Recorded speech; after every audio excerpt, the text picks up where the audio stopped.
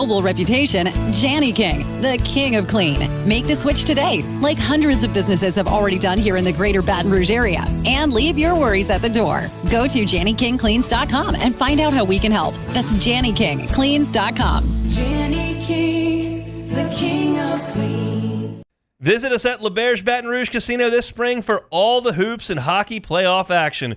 We've got the biggest screen, the best food and drink, plus we're giving away Penn Cash bonuses and prizes to Penn Play Rewards members. Not a member? Join today by downloading and registering for the Penn Play app from the App Store. Unlock all the fun, including a chance to win up to $2,000 in Penn Cash. All this and more. Make LeBear's Baton Rouge Casino your spring sports viewing headquarters. Must be 21 or older. Gambling problem? Call 1-800-522-4700.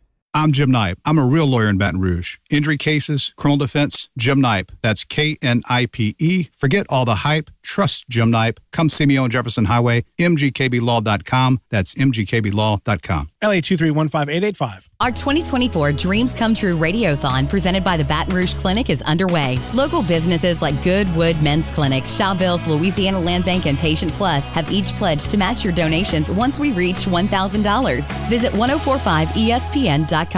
Small Sliders is on a mission to make everyone's day a small bit better by serving up cheeseburger sliders better than anyone else. Fresh, made-to-order cheeseburger sliders, seasoned waffle fries, and delicious milkshakes. Slide through today. Visit them in Baton Rouge, Prairieville, or Denham Springs. Picture your dream bathroom. Got it? How about making it happen with David Duvall and One Bath and Closets? For more than 3 decades, David's been remodeling homes with a concentration on the most popular room in your home, your bathroom. Whether it's a tub-to-shower conversion or a complete renovation, the great thing about One Bath and Closets is that David handles everything. One company, one contractor, One Bath and Closets. Check out the gallery of his most recent projects and schedule your free in-home consultation online at onebathandclosets.com. That's onebathandclosets.com. Why do billion-dollar insurance companies regularly delay and deny valid claims? Because that's how they got to be billion-dollar insurance companies. If you've been injured, I'd like to help. Spencer Callahan is the one to see. Call 387-2323. LA filing number 16-7969. WNXX, Jackson, KNXX, Donaldsonville, and WDGL HD2 Baton Rouge. This hour brought to you by Spencer Callahan Injury Lawyers, LA 21-12681. Offices in Baton Rouge.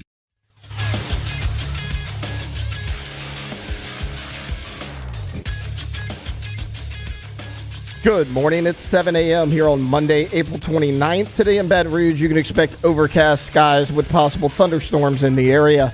In hour one of today's show, Jacob Hester returns to the studio, and he'll give us a recap of his time in Detroit and talk all things NFL draft. You can follow us on Twitter or Instagram at OTB_ESPN and watch us on YouTube at the 1045 ESPN channel. Hour number one of Off the Bench, live from the Mercedes-Benz of Baton Rouge studios, starts now. Let we go! All-Star Toyota presents Off the Bench with Jacob Hester and T-Bob Hebert. Yeah! Off the Bench with Hester and T-Bob. Hey, they said I got to come off the bench. All-Star Toyota presents Off the Bench with Hester and T-Bob. Yo. Yo, and welcome in to OTB here on a Monday morning. Glad to be back here in studio with the crew. Alondra Taylor here with me. No T-Bob. T-Bob is God knows where. God knows where T-Bob is. He's somewhere in the state of Florida. His brother Bo is getting married. He left early last week. He is yet to return. But we'll find Bob somewhere, somehow, some way. Just don't know what day we'll find Bob. But Alondra and Taylor, they are here. Alondra, Taylor, I'm glad to be back. How was the week last week, and how was the weekend? Yeah, the week was good. The weekend was good as well. I thought I was going to get to sleep in a little bit this weekend. I did not. Did not happen for me, but that's fine. We'll look forward to next weekend. And I bet you I still won't sleep in. I was about to say, yeah. It doesn't sound like you'll do it then either. Taylor, how was last week? Getting a chance to host and talk some NFL draft? The NFL draft talk was fun. It was a lot of work, though, Jake, between Hunt Palmer calling in sick Monday, T-Bob, being T-Bob and letting me know last minute he was going to be out all week. I knew you were going to be out. It was busy. We had fun, but very little sleep last week. Yeah. I'm ready for a little bit more of a normal one this week. Yeah, I can fully get behind that as well. Although I did thoroughly enjoy my time in Detroit, and I appreciate y'all for filling in and helping us out.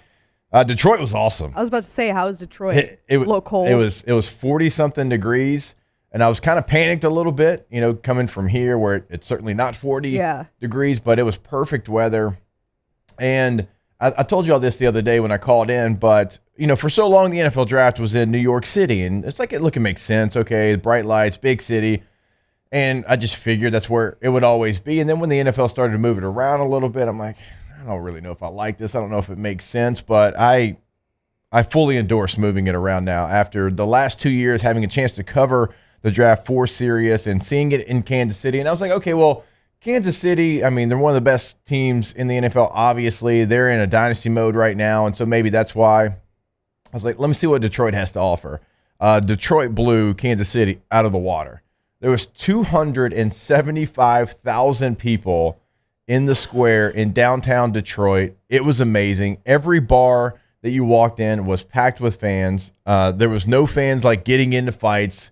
There was like a ton of just NFC North fans. It was Vikings, it was Bears, Lions, not as much Packers, but they were just enjoying the NFL and they were just enjoying the draft. You could tell that the city was just excited to host this kind of event as well. And so shout out to Detroit.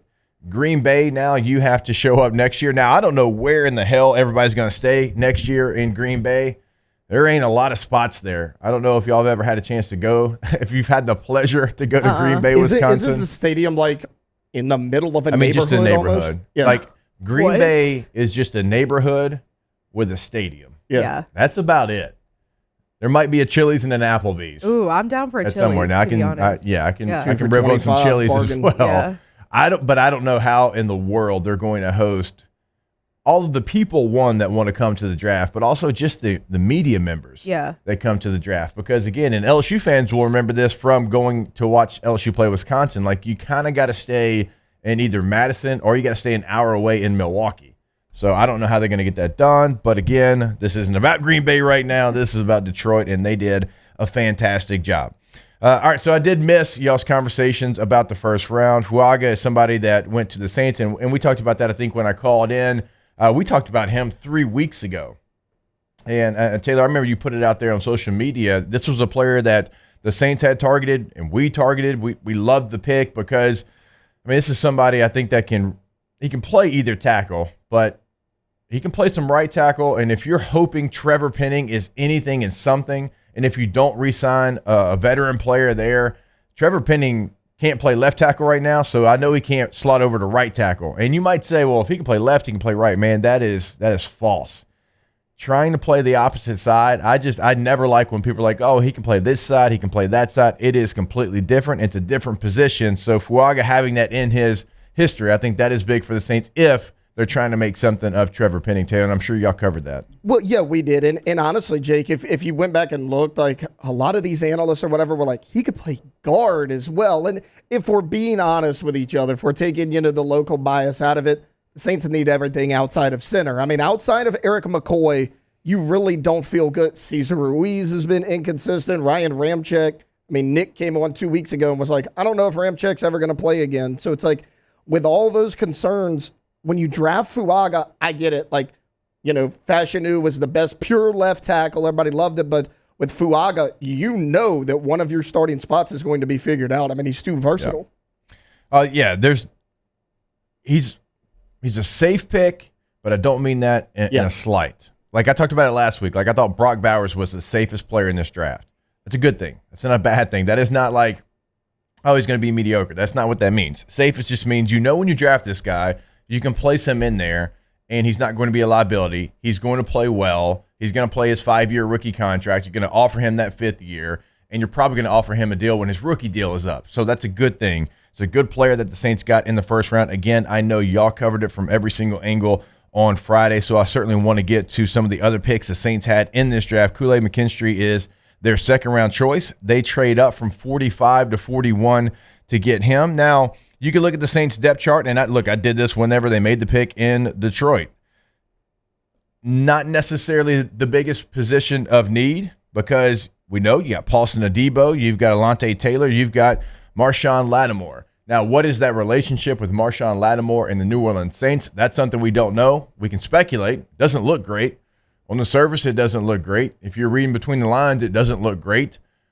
But he's still a Saint. He has not been traded. The draft is over. Marshawn Lattimore is still a New Orleans Saint. So you go get a player in Kool-Aid McKinstry who is going to be fighting for playing time. Again, love the player, questioning the fit just right now. Not even necessarily the fit as far as the schematics of what the Saints want to do on defense, but the playing time portion of it. Because I thought Paulson Adebo and I thought Alontae Taylor actually took strides in the right direction.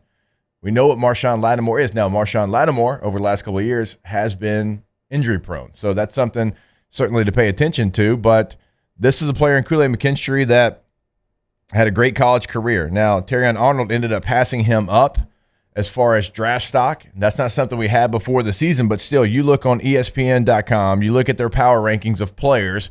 He was 27th overall, and you were able to get him at 41. So there is some value there. So, Taylor, you take a look at a pick like this, kind of right now, a luxury pick. You go get maybe – you don't even want to say best player available because I did the draft with a former GM, Mark Dominic, and I said, you don't trade up to get best available. Best available means that player's there when you're picking at 45 and you select him. He said, exactly. He said, so there's something going on. There's something that the Saints know. Obviously, it's not public yet. And that's why they go get a corner at 41. Yeah, I think, like you mentioned, like this very much puts into question the future of Marshawn Lattimore. They obviously know something we don't, because like trading up to get him in the second round was the biggest surprise to me. And then when you look at the roster, like you mentioned, this is a luxury pick. This is not a need. Even without Lattimore, you have Alontae Taylor, you have Adebo. You really needed safety more than you did corner, which is where I thought they were going to go. And then it was surprising because it was like, hey, you need another receiver. You need some pass rushers at defensive tackle. You don't have another pick until the 5th round. They wound up not trading back up into the 3rd or the 4th. So, like, you know, to use this pick on a cornerback, like they obviously know something's going on behind the scenes. Yeah, and it can be a future pick, obviously, for, you know, you got a couple of guys that are going to be up next year at that position. But again, kind of like we talked about, I mean, certainly not in the same way the Falcons when they select Penix, but like you look ahead and you start to plan. It just feels like the Saints, their roster, they don't have the luxury of looking ahead right now, right? They've certainly got some holes that they needed to fill within this draft, and they did that in some ways. They did it at tackle. I think when you look at a couple of other positions, they selected a player that's going to help them right now. Like, again, this is a really good football player that's going to play, it feels like, a long time in the NFL, and you have some value. You get him at 41. He was a top 30 player, but I'm wondering how that pecking order of rotation is going to play out. The Saints also, a draft pick we're going to talk about here probably a lot at the end of hour number 1. They select Spencer Rattler out of South Carolina. And we actually had a chance to catch up with Spencer Rattler at the Senior Bowl down in Mobile, and we're going to play that probably at the end of this hour. Look, this is a pick that makes sense to me, and you could say, well, wait a minute. You just said we didn't need a corner and we didn't need a quarterback. We got like 17 quarterbacks in the quarterback room. You have a bad quarterback room just because you got players. Like the corner room is good. Paulson Adebo, Alontae Taylor, Marshawn Lattimore. That's a good room. The quarterback room is not a good one. I mean, you've got guys like Kellen Mond who was throwing at the combine this year to rookies. No disrespect to that. He found a way to get a showcase and he got a contract, but that's what he was doing. Nathan Peterman, don't really have to add on to that. Nathan Peterman. You look at some of the other quarterbacks, Jake Haener. We don't know what Jake Haener is, right? You select him in the 4th round last year. And then we've certainly talked about Derek Carr here. So you have a chance to add a quarterback that at one point in his college career was talked about being a solid first rounder. You get a quarterback that got a little humbled, right? And he'll tell you that throughout his college career. He's a talented quarterback. I know he's not the physical freak. He's not 6'4", 6'5", whatever. He's 6 foot tall and ran a 5 flat. Everybody wants to talk about that. I understand that portion of it. But as far as arm talent, Spencer Rattler has a ton, and he's got some upside still as well. Again, this is a player that his power ranking, he was rated 98th. He was the 7th best quarterback. There were 6 quarterbacks taken in the first 13 picks, right? So you got the guy right after one of those guys that went in the first round in the 5th round, according to a lot of people, not just ESPN.com. You look at Bleacher Report, you look at all these people, right? I sat next to a GM for the 1st, 2nd, and 3rd round. And so, like, this is a player that is top 100 player talent, and you get him in the 5th round. Taylor, when I look at this quarterback room, I'm not going to hate on this pick because to me, he instantly becomes probably the second most talented player and with the potential to be maybe the most talented player in the room. Yeah, I mean, he's battling for a QB2 spot like day one, right? Because, yeah, you have 5 quarterbacks on the roster now, but outside of Derek Carr, you have Jake Haener, who's unproven, Nathan Peterman, which we know what he is and ain't very good. Then you sign Kellen Mond as well. Like, I love this pick. And again, when you were saying, oh, well, people are going to say, hey, you drafted a corner, that was a luxury position as well. Yeah, but you traded up in the second round to get that. You got Spencer Rattler in round 5. This was a guy 2 years ago before Caleb Williams beat it out of Oklahoma that everybody was like, hey, this guy is a future first-round pick. We've seen the talent. It was the North Carolina game last year, the first game of the season. Look, they lose that game, they get smoked. He had no offensive line. He was under pressure the entire time. And he goes 30 of 37. Like, he weathered the storm. He was able to bounce back. He showed composure in that game. And y'all talked about it at the Senior Bowl. Like, hey, if you had a better offensive line, like, you'd had like a 25% bump in production. Like, I think he's a talented player. Yeah, I do as well. And again, we'll talk more Spencer Rattler probably at the end of this hour. We'll also talk the rest of the New Orleans Saints draft choices. You get a linebacker that I like out of Texas. You go get a position of need at defensive tackle. Let's hope this Northern Iowa player turns out better than the last. We'll have all of that for you certainly when we come back. We have Bill Bender of the Sporting News joining us in about 15 minutes as well. It is OTB right here on 104.5 ESPN Baton Rouge.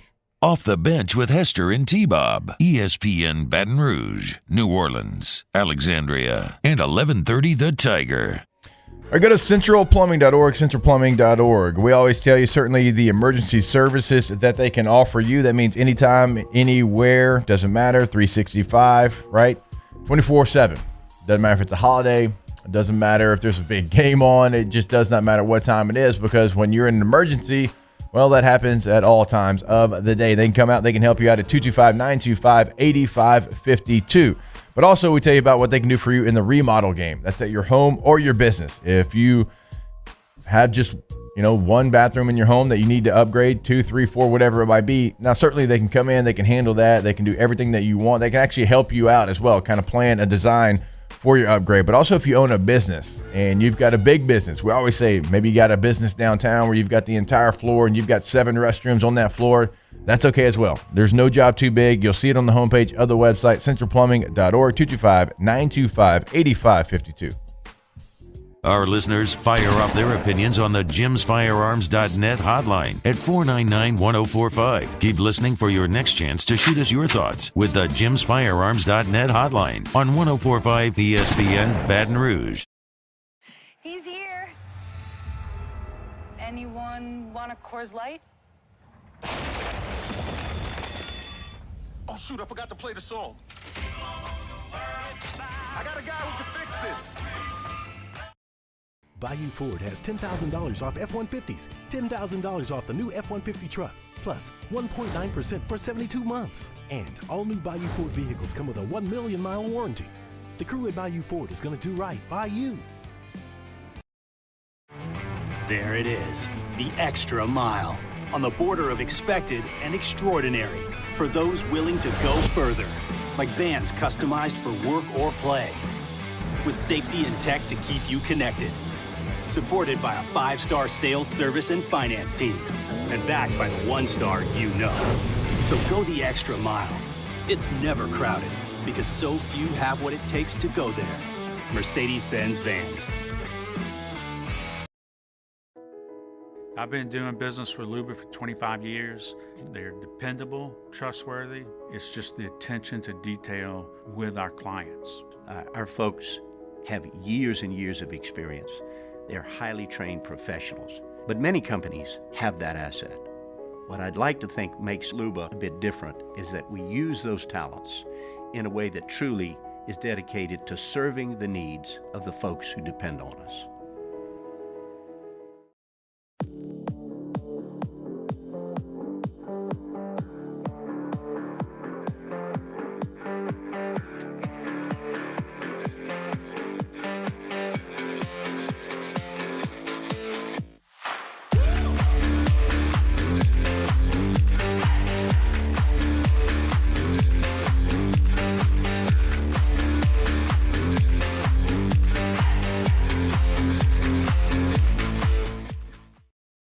Dylan Cruz here to tell you about Six Rings Baseball and Softball Camp. If you live on the North Shore and play ball, go to Six Rings Camps with former LSU assistant coach Dan Canaveri. His knowledge is second to none, and your child will improve and have fun doing it. Camps were held at Coquille Park and Six Rings Academy in Covington with 4 sessions over the summer. Full day and morning only sessions are available from ages 7 to 13. Go to sixringsbaseball.com or call 985-206-9096. Learn the game to love the game. When it comes to ending cancer, we push forward, always working together for you. That's why our cancer experts at Ochsner have clinically integrated with MD Anderson Cancer Center. This means advanced cancer care, including access to life-saving clinical trials and integrating care to treat the whole you. Introducing Join me for a Monday edition of the Hunt Palmer Show, presented by Gulf Coast Office Products. NFL Draft recap, LSU and Auburn, and the Pels. Are they on the brink of elimination?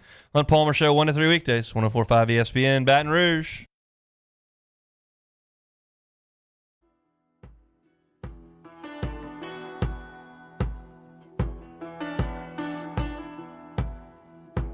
All-Star Toyota presents Off the Bench with Hester and T-Bob. ESPN Baton Rouge, New Orleans, Alexandria, and 1130 The Tiger.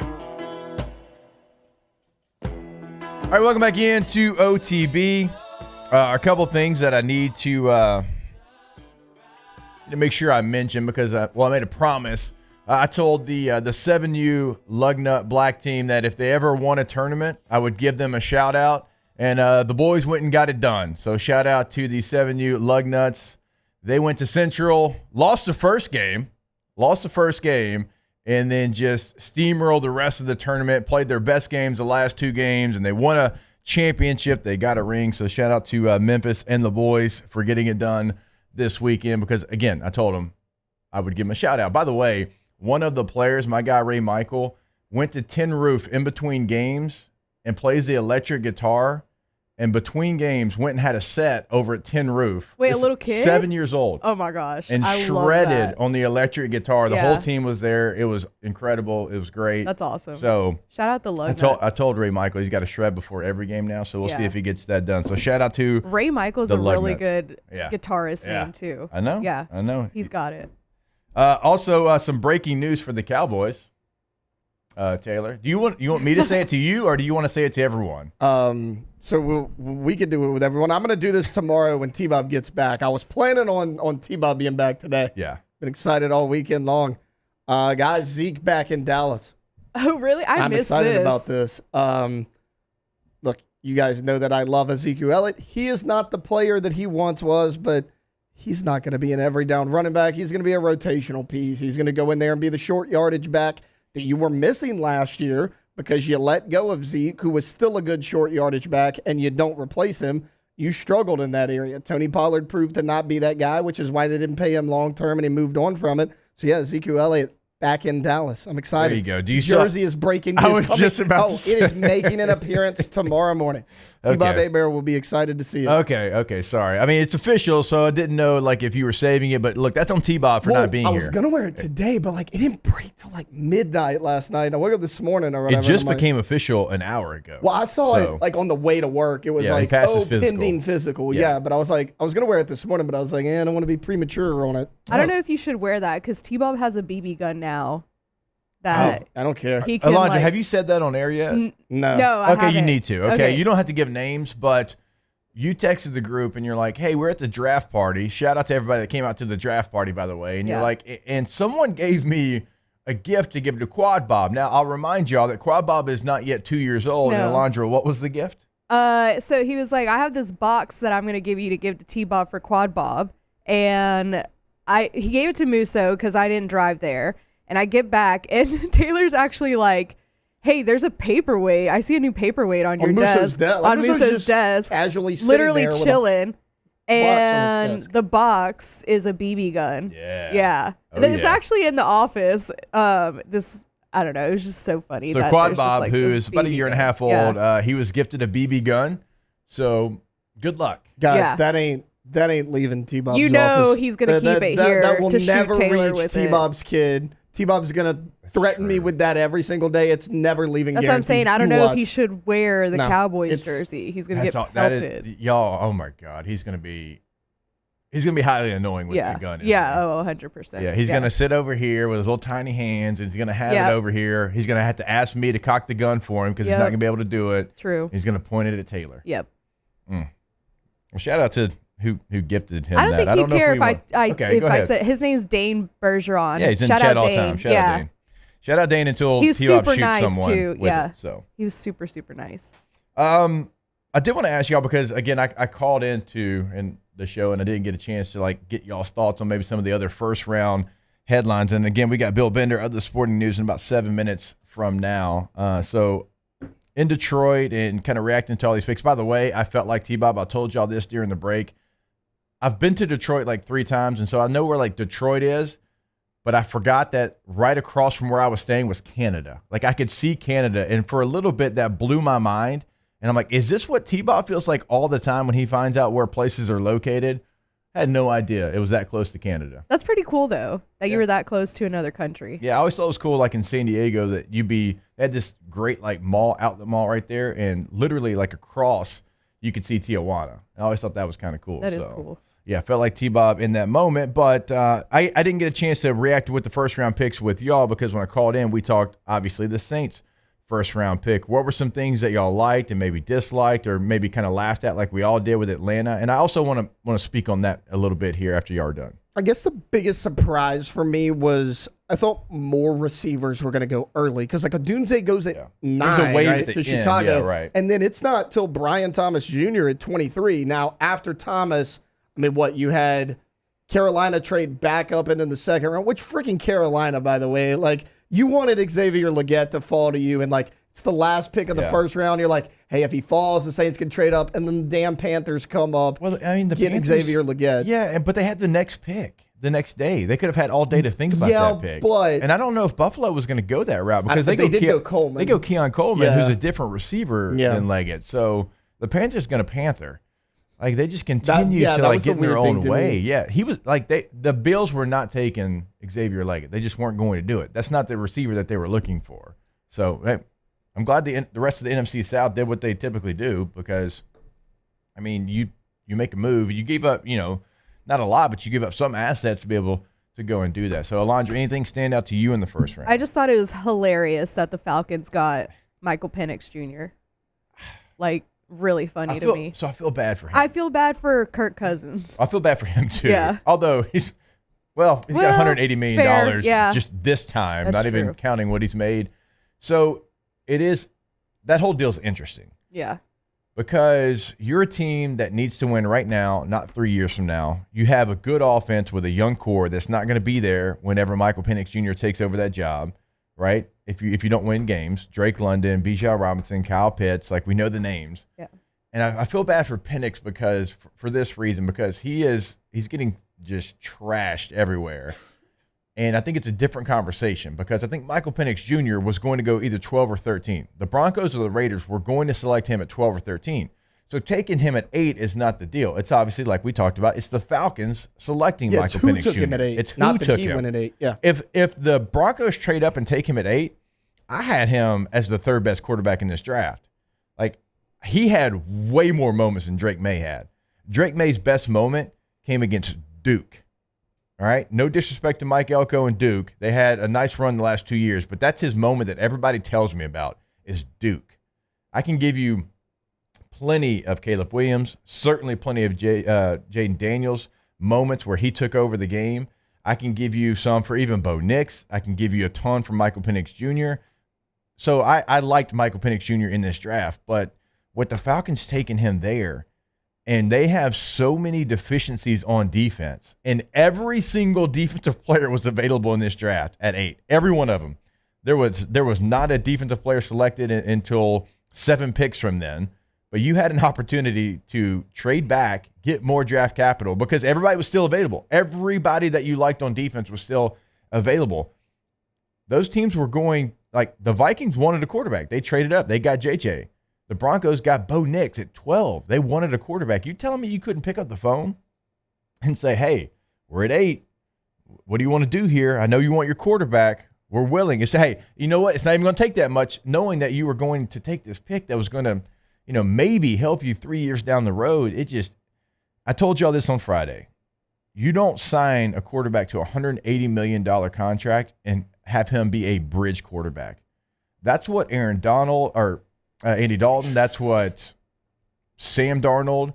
That's what Chase Daniel used to like. That's what you do with that position. That's what Jameis Winston is. Oh, it's okay. That's what they are at this point. That's fine. You don't give a bridge air quotes, a bridge quarterback $180 million. Like, what are you telling your team right now?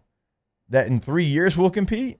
You actually have a roster on offense that is ready to compete right now. So if you're Kirk Cousins, like, what do you think? Like, you're at the back end, and you want to go win. You want to play for a championship, and then they select a guy. It doesn't make sense to me. Well, and you just made the great point about, like, you don't sign him to be the bridge QB, and you could have traded down out of 8, right? Not only could you have done that, you were just talking about 6 quarterbacks go in the first 13 picks. They don't go again until round 4 or 5. You could have traded back and been like, hey, I'll take your first round pick, give me a 4th round pick, and gotten somebody like Spencer Rattler in the 4th round, stolen him from your division rival, the Saints, a Michael Pratt out of Tulane, somebody that you're like, hey, we can develop a couple years down the road. And then, okay, maybe you could say, well, they were doing this because Kirk Cousins is coming off that Achilles injury.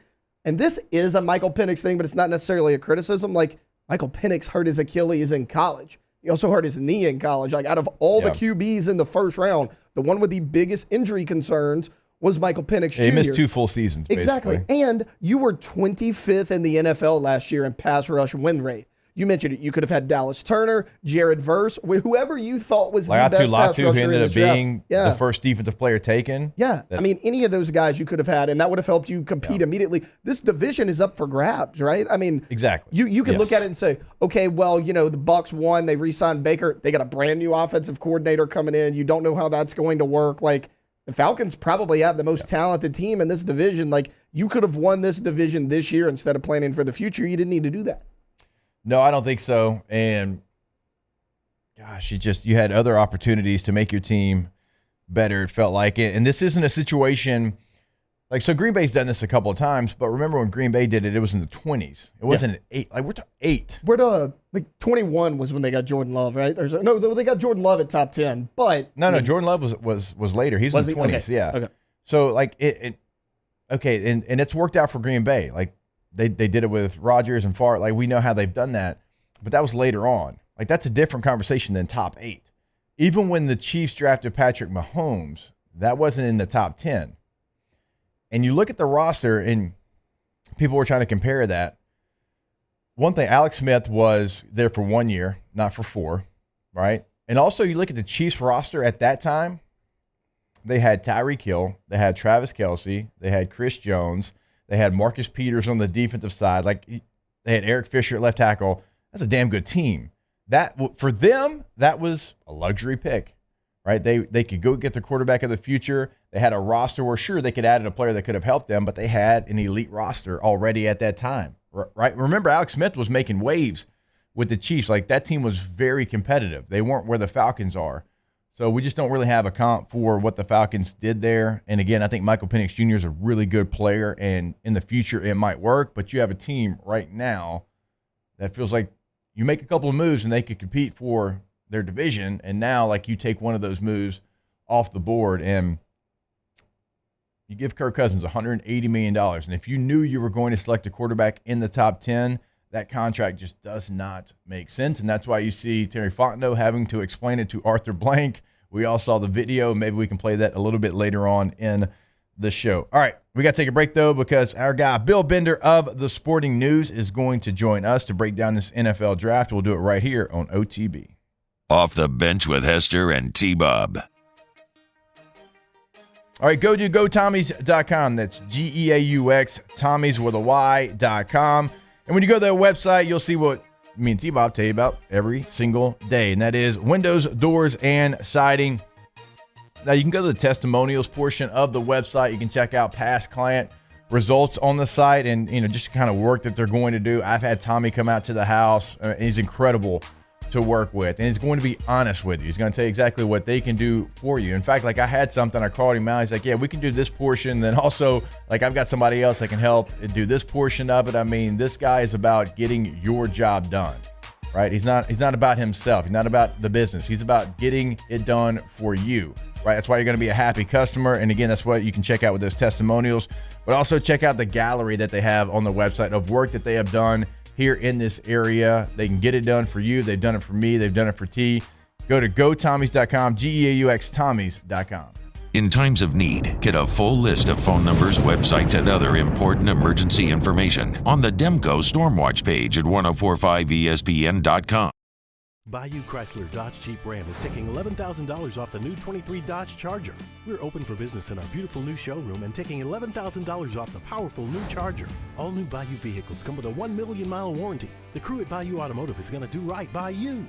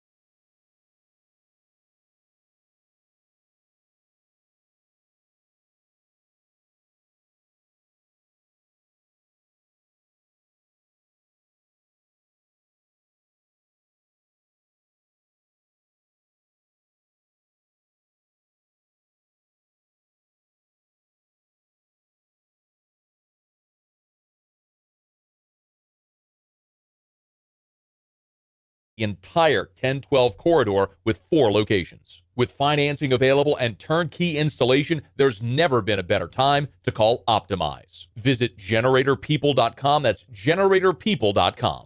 With Progressive, you get more than savings. You get access to us through our mobile app, online chat, or by phone. Oh, I see what you're doing here, Jamie. Giving me all these ways to stay in touch so I have no excuse not to. Well, you're in luck, because this guy's in the market for a new BFF. Actually, all our customers can contact us this way. Oh, yeah, no, I was just kidding. But I am always up for Taco Pizza! Oh, Jigsaw! Get help from Progressive through the website, app, chat, or phone. Progressive Casualty Insurance Company and Affiliates. Hi, this is Jeremiah, and a little thing I love about the Chick-fil-A Chicken Minis is that soft roll with that honey butter brushed on it. It's so fluffy, like a cloud. It might be a mini, but it doesn't taste like a mini. That sweet, savory bite and that fluffy roll with that honey butter on it and that crispy chicken, it's an awesome way to start your day, the perfect breakfast treat. Breakfast starts with Chicken Minis and Simply Orange Juice on the Chick-fil-A app. Real customer paid for their testimonial. After further review with Matt Moscona, weekday afternoons from 3 to 6 on 1045 ESPN Baton Rouge. Bayou Ford and Bayou Chrysler Dodge Jeep Ram. 5 brands on one lot. Shop BayouAutomotive.com. Matt Moscona invite you to join us for Monday's AFR, presented by Relief Windows. We're recapping the NFL Draft, the Saints Haul, and where the Tigers went, and LSU Auburn and baseball. Join us for Monday's AFR, 3 to 6, 1045 ESPN Baton Rouge.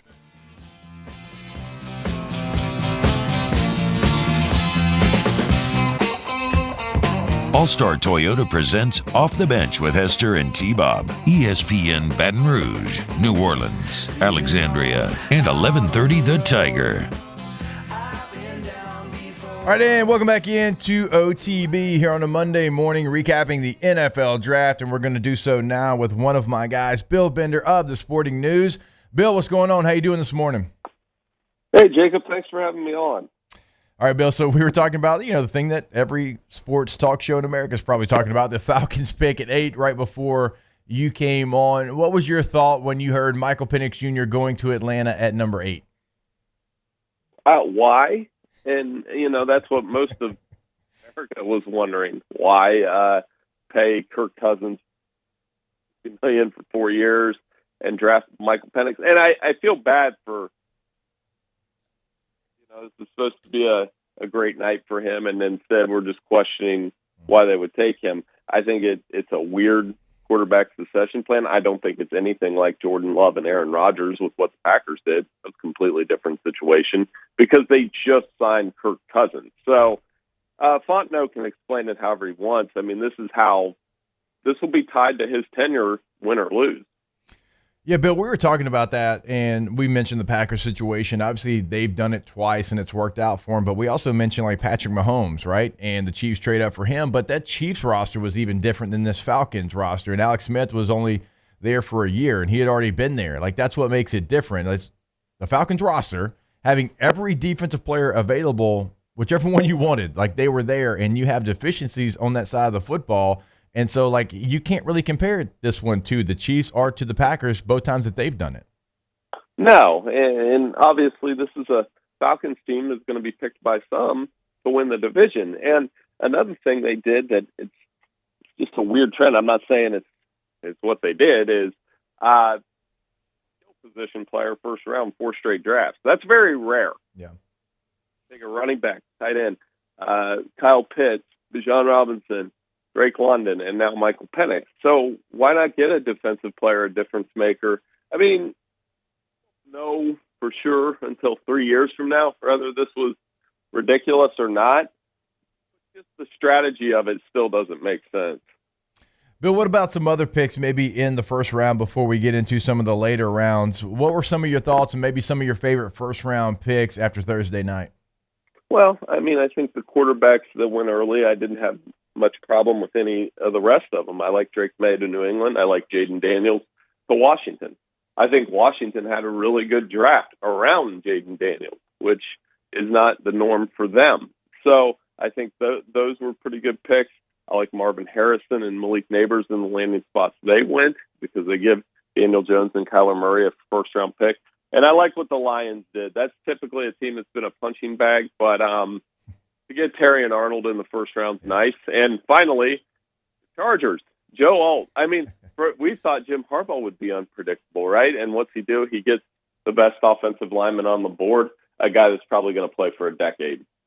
It's the most, like, Jim Harbaugh draft choice, which I loved it, by the way, because, like, they need to protect their biggest asset, which is, Justin Herbert. And you look at Harbaugh, the first things that he's done is sign like 235-pound running backs, get wide tight ends, and now he drafts an offensive tackle in the first round. This is going to be like an old-school NFL offense with a lot of 12 personnel, Bill. Yeah, and he drafted well. He took a lot of guys where you're, again, like the Steelers and Ravens, you said, that makes sense. They get Cam Hart a little bit later. They get Brendan Rice, I thought, was a late-round steal if he lives up to his potential, the son of Jerry Rice, playing for the Chargers. And Vidal, the running back from Troy. Yeah. So I think he had a very, very good value draft in his first one back with the Chargers, and it's easy to forget. I mean, he was dominant with the 49ers. There's no reason why he can't win with the Chargers and build a team around Justin Herbert. Bill, we were talking about, obviously, the run on offensive players. The first 14 picks were offensive players. That has never happened in any round of the NFL draft, much less the first round of the draft, where you have 14 straight from one side of the football. Leatu Latu goes at 15 to the Colts. Like, is that something that we should be paying attention to in the way that football is going? And we know the rules are, and as an offensive guy, I don't mind it, but are always set up for scoring more points, becoming more entertaining. Like, is there anything that you can kind of point to and say this is why 14 straight offensive guys go? Is it more this defensive class? I think it's just the way the game is played. And the quarterback drafting, whatever you want to call it, the supply of quarterbacks and how people go after them early, that's never going to change. Receiver has become a much more important position in the game, so you're taking guys that can beat you on the perimeter. And I believe there was 10 or 11 tackles taken in the first round. So everybody, that's like the safe pick. I didn't hear anybody ripping on the Chargers or the Bengals for taking Amarius Mims or, the Packers for taking Jordan Morgan, because tackles, frankly, most casual fans, myself included in some ways, I can't properly break down the tackle till I see it at the next level. And even then, there's offensive line guys for that. So I think that's all part of it, that it's an offensive game. And, Man, I didn't think Dallas Turner would go as late as he did. No, we didn't either. And being there in Detroit, like we had people even coming up to us at the spot that we were in Detroit, Bill, and they were kind of asking us like, hey, what's the deal here? Like, is there something we're missing? Right. And Mark Dominic was doing the draft with his former Bucks GM, and he's like, well, there's a couple things, out there about how much does he love football and some of the plays off and stuff. And look, that's kind of what the draft is. And Bill, you've been covering this long enough to know that it's this one little thing starts to spread a little bit, right, wrong, or indifferent. And a lot of times maybe it's something where it behooves the team to do it because it helps them out. But Dallas Turner getting selected where he did. Now, Minnesota in the latter portion of the draft did some things that may be questionable, but in the first round, they got their quarterback, and then they get an edge rusher that's a game changer. Right, and I think they had a good first round between him and McCarthy. All of the NFC North teams drafted well, which makes it added to the depth in that division. I thought Minnesota, their first round picks, Chicago with Caleb and Rome. And they've got more talent at receiver than Justin Fields had the last 4 seasons. Yep. And Green Bay added depth and made smart picks. They got Javon Bullard, a safety from Georgia, who's been just a playmaker from day one for them. So, yeah, there was a lot of depth with those teams, and I didn't see many mistakes out of the NFC North teams.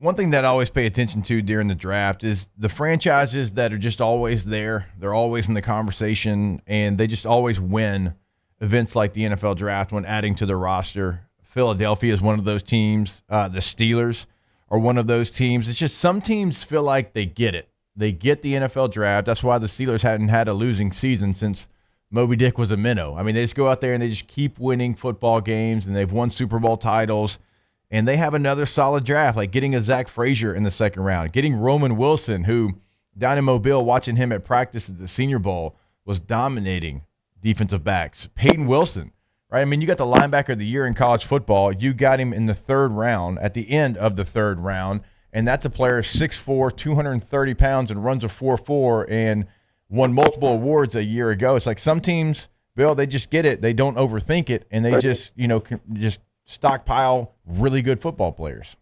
Yeah, I was going back and forth with our NFL guy, Vinny Iyer, over the weekend, and they just don't miss. And every time the Steelers pick, I said, yeah, that makes sense. And you said it with 2 offensive linemen early. Fatano, they get Frazier, the center from West Virginia, 46 career starts, a wrestling guy. He's a Steelers pick. He's been compared to Mike Webster. Yeah. And Steelers fans are going to love that. So you mentioned Roman Wilson. You got to see him up close. Big play threat, going to contribute in the slot. And Peyton Wilson, that was the one where it's like, of course he goes to Pittsburgh, right? Like being an Ohio guy, nobody here like that.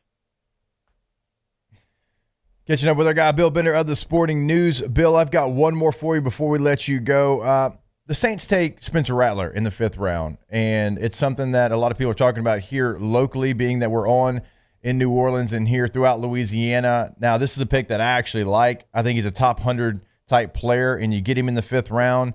A lot of people had him as the 7th best quarterback in this draft. You have 6 that go in the first 13 picks, and so if you get that next guy in the 5th round, I know he's got some stuff. I know that a lot of people watched the documentary there, deal on Netflix when he was in high school, and we all did things when we were 17 years old that we're probably not proud of. But this is somebody that I think humbled himself. I think it's a really good pick by the Saints in the 5th round because they've got a bad quarterback room, and they add a talented guy to it. Yeah, I agree with everything you just said. I mean, I talked to him for a feature a couple years ago before he went to South Carolina when he transferred, and I came across the same way. I was like, this is a kid that's been in the spotlight for a very long time. He had to handle losing his job to Caleb Williams. He's had to handle all of the things that NFL quarterbacks have to handle in a college career. And when he got hot, not this year when they had some offensive line issues, the year before, he got hot and was very good. So if the Saints can get that, he continues to learn as a backup. There's nothing wrong with that pick. You got a day quarterback on day 3. Green Bay got a day 2 quarterback on day 3 when they took Michael Pratt in the 7th round. Yeah, and obviously, again, being on here in New Orleans, a lot of us have seen Michael Pratt shine there at Tulane. Bill, you're the best. We appreciate your time as always, and you know this. On Off Campus, I'll catch up with you later this week. All right, no problem, Jacob. I'll talk to you then. Thanks so much. All right, the great Bill Bender of the Sporting News, at BillBender92 is the handle. Give him a follow there on social media. All right, we will step aside, and maybe we'll play some of that Spencer Rattler interview that T-Bob and I did in Mobile a couple of months ago, just to kind of give you an idea maybe of Spencer Rattler and the Saints' new quarterback they selected in the 5th round, and we'll do it right here on OTB. Off the Bench with Hester and T-Bob. All right, go to All-Star Toyota of Baton Rouge.com, All-Star Toyota of Baton Rouge.com to find your new vehicle. Remember, it doesn't have to be new. Now everything's available, multiple options buying new, and certainly we've taken advantage of that process. But also if you're leasing, something T-Bob and I both have currently done. I think T-Bob's actually done every process over at All-Star, and it's been a minivan every single time because he loves All-Star. I love All-Star. I drive that Highlander around.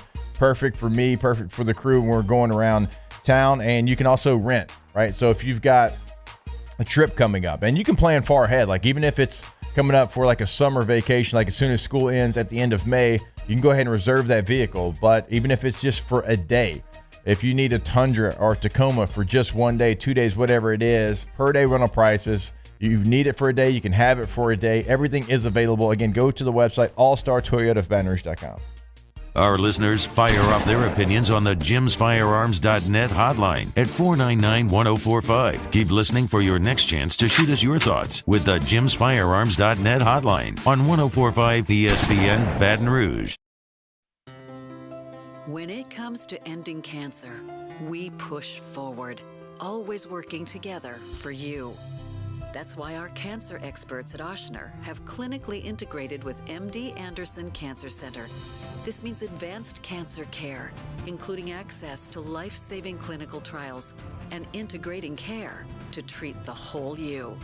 Introducing Oshner MD Anderson Cancer Center. Long live you.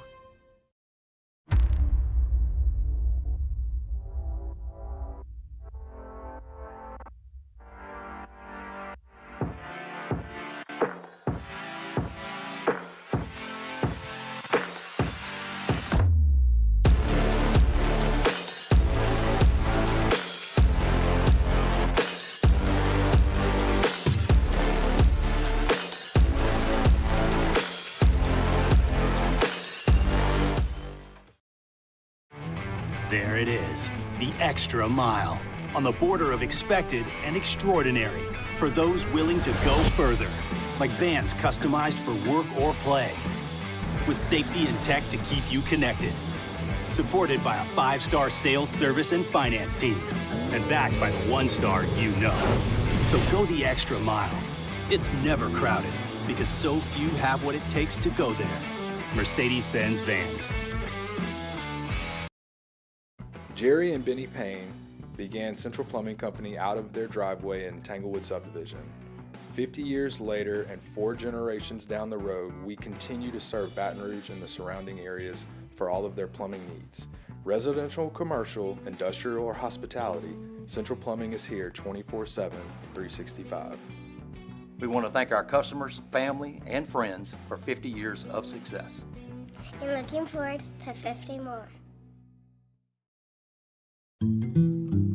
Power up your next project with John Deere Deals by Sunshine.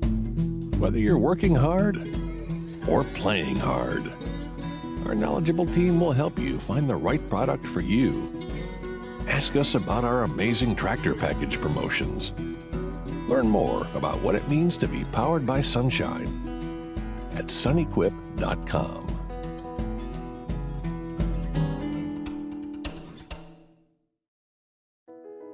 I've been doing business with Luba for 25 years. They're dependable, trustworthy. It's just the attention to detail with our clients. Our folks have years and years of experience. They're highly trained professionals, but many companies have that asset. What I'd like to think makes Luba a bit different is that we use those talents in a way that truly is dedicated to Monday for Live at Lunch from the Queen Casino downtown Baton Rouge. We'll take a look back at the rest of the NFL draft, LSU series with Auburn, plus the Zurich Classic wrapping up down in New Orleans. Live at Lunch, 11 a.m. Monday from the Queen, 104.5 ESPN Baton Rouge.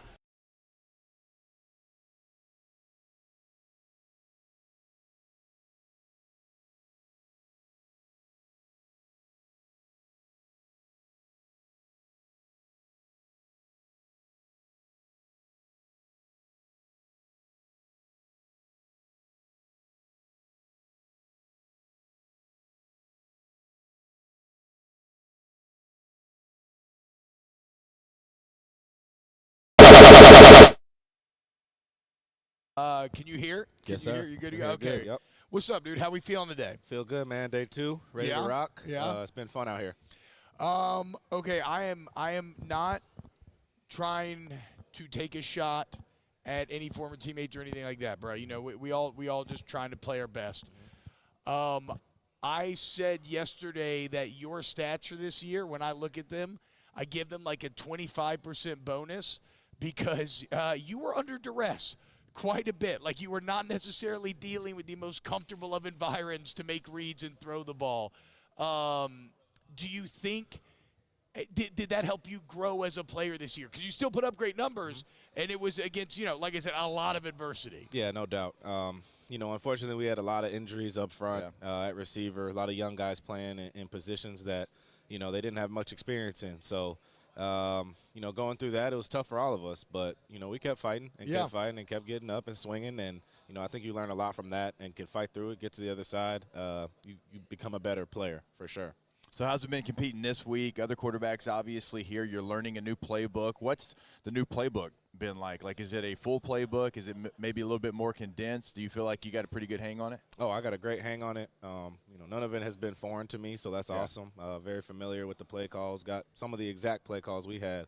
So it was good that I was in a system like that at South Carolina. Learned a lot, and I feel like I'm ahead of the curve here. But it's been fun competing with these guys, some of the best players in the country, all in one spot. So day 1 was good. Trying to have a better day 2. That's true. I'm thinking about it now. Like Dow being your OC, like he has such an NFL background. I'm sure that's helped you at times this year, and certainly getting ready for moments like this. No doubt. I was lucky to be around him, and even Coach Satterfield the year before. Both pro-style guys, but Dow took it to that next level, and it taught me a lot. Spencer, it's interesting, man. In your time in South Carolina, it seemed like something really clicked in that Tennessee game, and then going forward, and everything was just different from then on. Is that a case of just more time on task? Was there something visceral? Like, how did that kind of – because it was pretty wild. How did that just sudden growth happen like that? Yeah, I get that question a lot. Everybody's like, what happened? What happened? What'd you guys do? We didn't change much. We did some good things early on in the year, just not consistently at all. Once we hit that Tennessee week, we started to, call plays that were to our players' strength. I feel like we could have done that better earlier throughout the year because we had one of the best rosters in the country, I thought. And that Tennessee game, we pushed the ball down the field, got the ball in our, playmakers' hands, and they made plays. And then that next week at Clemson did the same thing. So, that week we clicked and just had fun and kept rolling. That's very versatile. All right, that was a new new Saints quarterback, Spencer Rattler. You can catch that interview on Twitter as well. We'll be back, hour number 2 of OTB. Off the Bench with Hester and T-Bob. All right, go to RejuveMeMedical.com. RejuveMeMedical.com. We always tell you the age-defying clinic, and if you've got something going on, if you're curious what it is because you just don't know, right? They can get to the bottom of it, obviously, but you got to get the consultation set up so they can get to the bottom of it because it can be a long list of conditions that you could be dealing with. You got strength and performance deficiency, fatigue and insomnia, mood and memory problems, sexual dysfunction, thyroid deficiency, weight gain. We always tell you, like, you're gaining weight, and you're like, wait a minute, I've been doing the same things I've always done. Or if you're trying to lose weight and you're working hard and the pounds just aren't falling off, well, that's when you go to Rejuve Me. And that's when you go to RejuveMeMedical.com and get the consultation set up. And they're throughout the listening area in Louisiana, now in Monroe, Mississippi as well. RejuveMeMedical.com, RejuveMeMedical.com.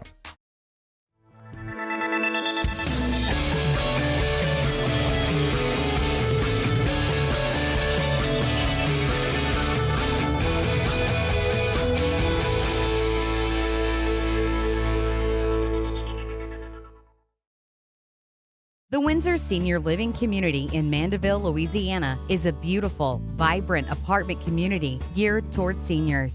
They are nestled right in the heart of Mandeville, where seniors live a more carefree lifestyle in spacious apartments with the peace of mind that comes from having a little extra help. Call the Windsor at 985-624-8040 to schedule a lunch and tour.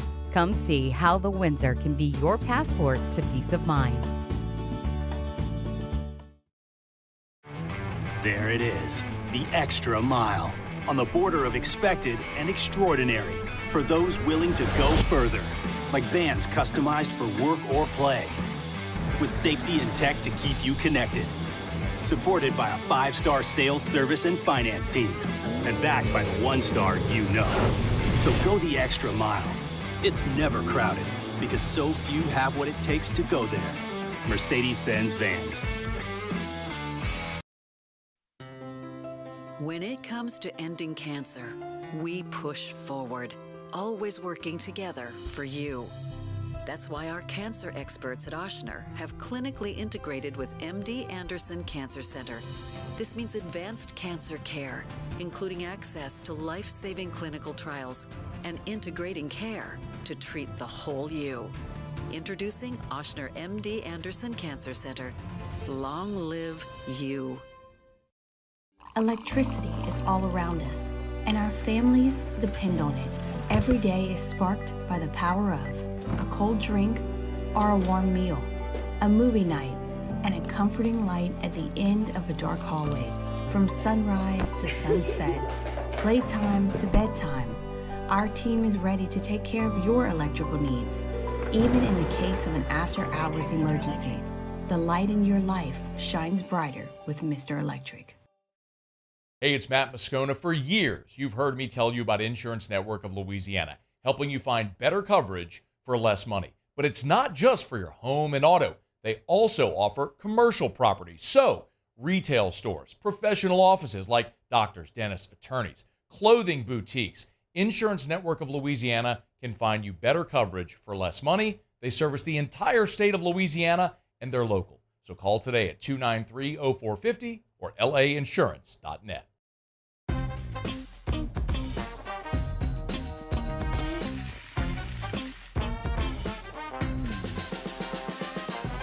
The best-kept secret in town is out. Discover Tallulah at the Renaissance Hotel on Bluebonnet.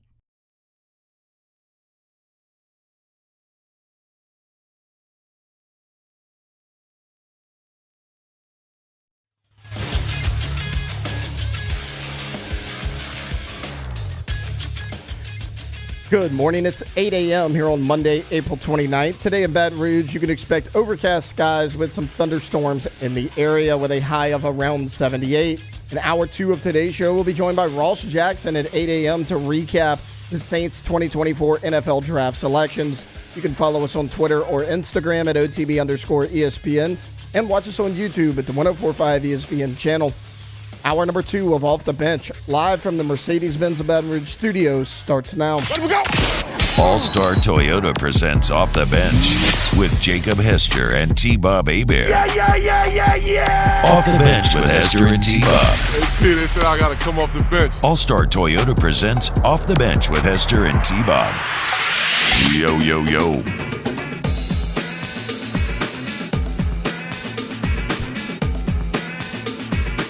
All right, and welcome back in. Hour number 2 of OTB. Not a better way to kick it off than to be joined by our guy, Ross Jackson, the host of Locked On Saints, who joins us now to recap the NFL Draft. Ross, it is always a pleasure. We appreciate your time this morning. Oh, dude, pleasure's all mine. Pleasure to be here, man. Thanks so much for having me on. Absolutely. Okay, let's talk about this Saints draft. You get Fuaga there in the first round. Certainly a position of need. I mean, we're still wondering maybe who are the 5 guys going to be there protecting Derek Carr. But just like a quick glimpse in looking at this Saints draft, did they fill the needs that they needed to coming into the draft? We talked about their second-round pick, but just as a whole, what do you think about the Saints draft? Yeah, for sure. I think that this was a draft that started off filling some needs early on. You get good depth at cornerback with Kool-Aid McKinstry in the second round. You get a future, potential future quarterback in Spencer Rattler, the opportunity to see how he can develop. But most of all, you fill out that big need over at the tackle spot with Taliesin, who comes in and is able to be an immediate impact starter for you, plug-and-play guy on the right side if you need him and if Ryan Ramczyk's not ready to go. And I also like the late selection of Christian Boyd out of University of as well. The Saints needed some help with their defensive front, especially in the run game, and I think he's going to help you out there. Hey, I want to go to Kool-Aid McKinstry because we've talked a lot about the first-round pick, obviously, and I agree with you. I think he's a safe player, and I mean that in a very, very positive way because you feel like he is going to just be plug-and-play.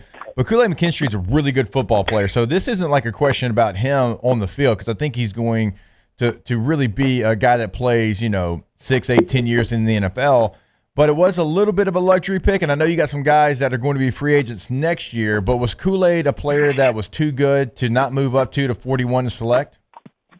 Yeah, I think so. I think that was really tough for the Saints to pass up on. You got to remember, too, that their head coach is a defensive backs guy. Their defensive coordinator is a defensive backs guy, and they got one of the best developers and defensive backs coaches in the league than Marcus Robinson. So I think that's a big push for that, too. And day two defensive backs are nothing new for the New Orleans Saints either. Alontae Taylor, Paulson Adebo, Von Bell, Marcus Williams, they were all day two guys. And then you look at the fact that this is just a guy that's like a perfect fit. I looked at about 10 different draft boards, like pre-draft big boards, and the average spot for him was around 28, 29. Yep. The Saints moving up to get him at 41. That's good value. All right, I'll go through the list, and you mentioned Spencer Rattler there, and we've probably talked about Spencer Rattler more than any other draft choice here this morning. T-Bob and I caught up with him down in Mobile, and I was really impressed with his mentality. You can tell it's somebody that, he put a Netflix show out there when he's 17 years old. We all would have said stupid things when we were 17 years old, and you're hamming it up for this Netflix show. We understand that, but this is somebody that, at one point he was, hey, this guy's going to be a surefire first rounder, and then he goes through some things, and he has to humble himself, which he did. He goes to South Carolina, and when he was protected there, he had some really big moments. That stretch that he had last year against Tennessee and Clemson, that was one of the best stretches of any quarterback a year ago. And then behind the bomb squad this year, still made plays. I love this selection in the 5th round for the Saints. A quarterback room that's got a lot of players, but it's got a lot of just filler to it, in my opinion. You add a Spencer Rattler to that room, I do that every single time in the 5th round, Ross.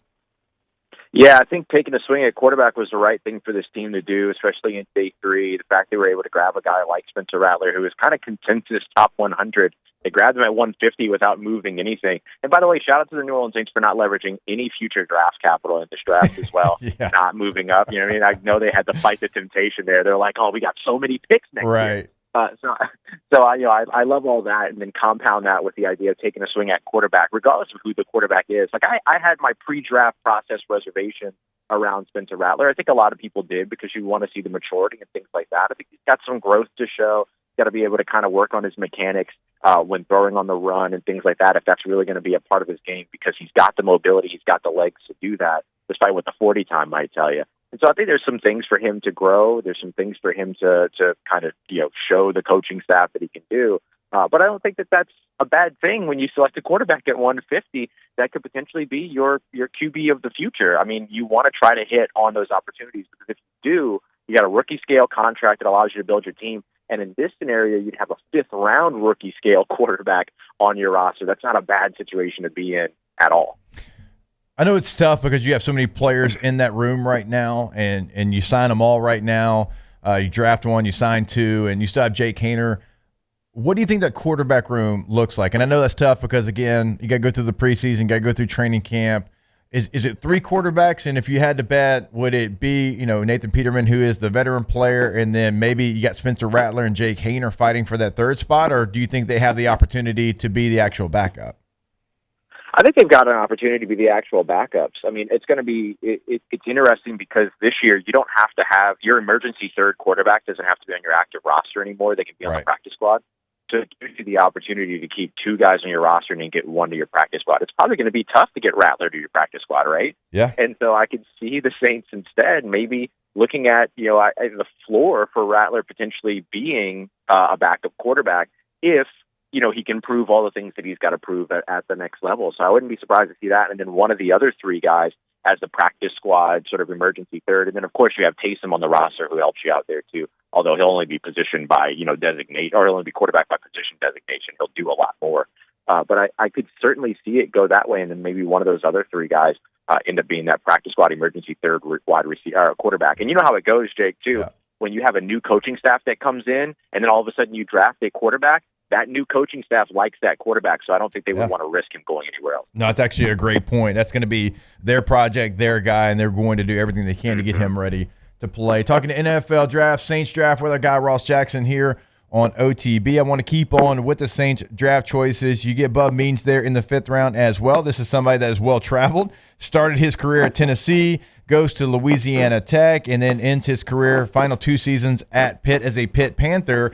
And the one thing that stands out to me about Means is he's 6'1", 212 pounds, ran a 4.43, had a vertical of almost 40 inches, threw up 20 reps of 225 on the bench press. I mean, he's got the measurables. He's got the things that you want in the underwear Olympics, and he's had some nice stats there, certainly his last year for the Pitt Panthers, 721 yards receiving, 6 touchdowns as well. What are the Saints getting with Bub Means?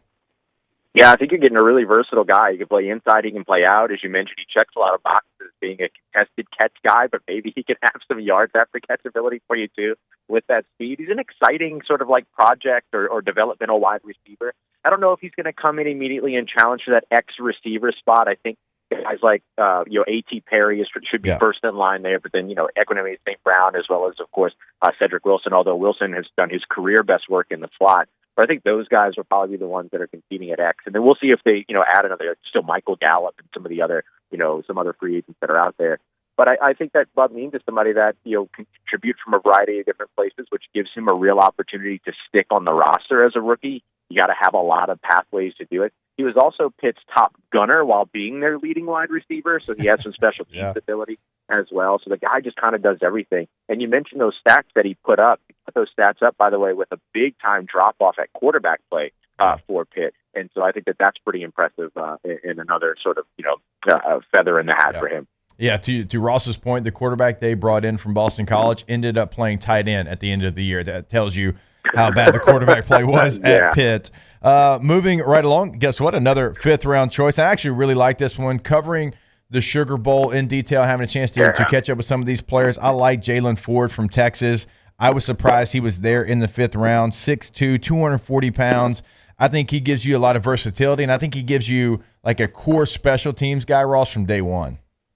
Yeah, absolutely. I think that's where he'll have his immediate impact. And then kind of like the Spencer Rattler pick, he could be your future at quarterback on the defensive side, right? Yeah. He's one of those developmental guys.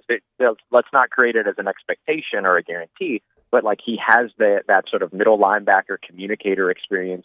He trusts his instincts, which are really, really good. He's a good read and react kind of play recognition guy as well, just really smart.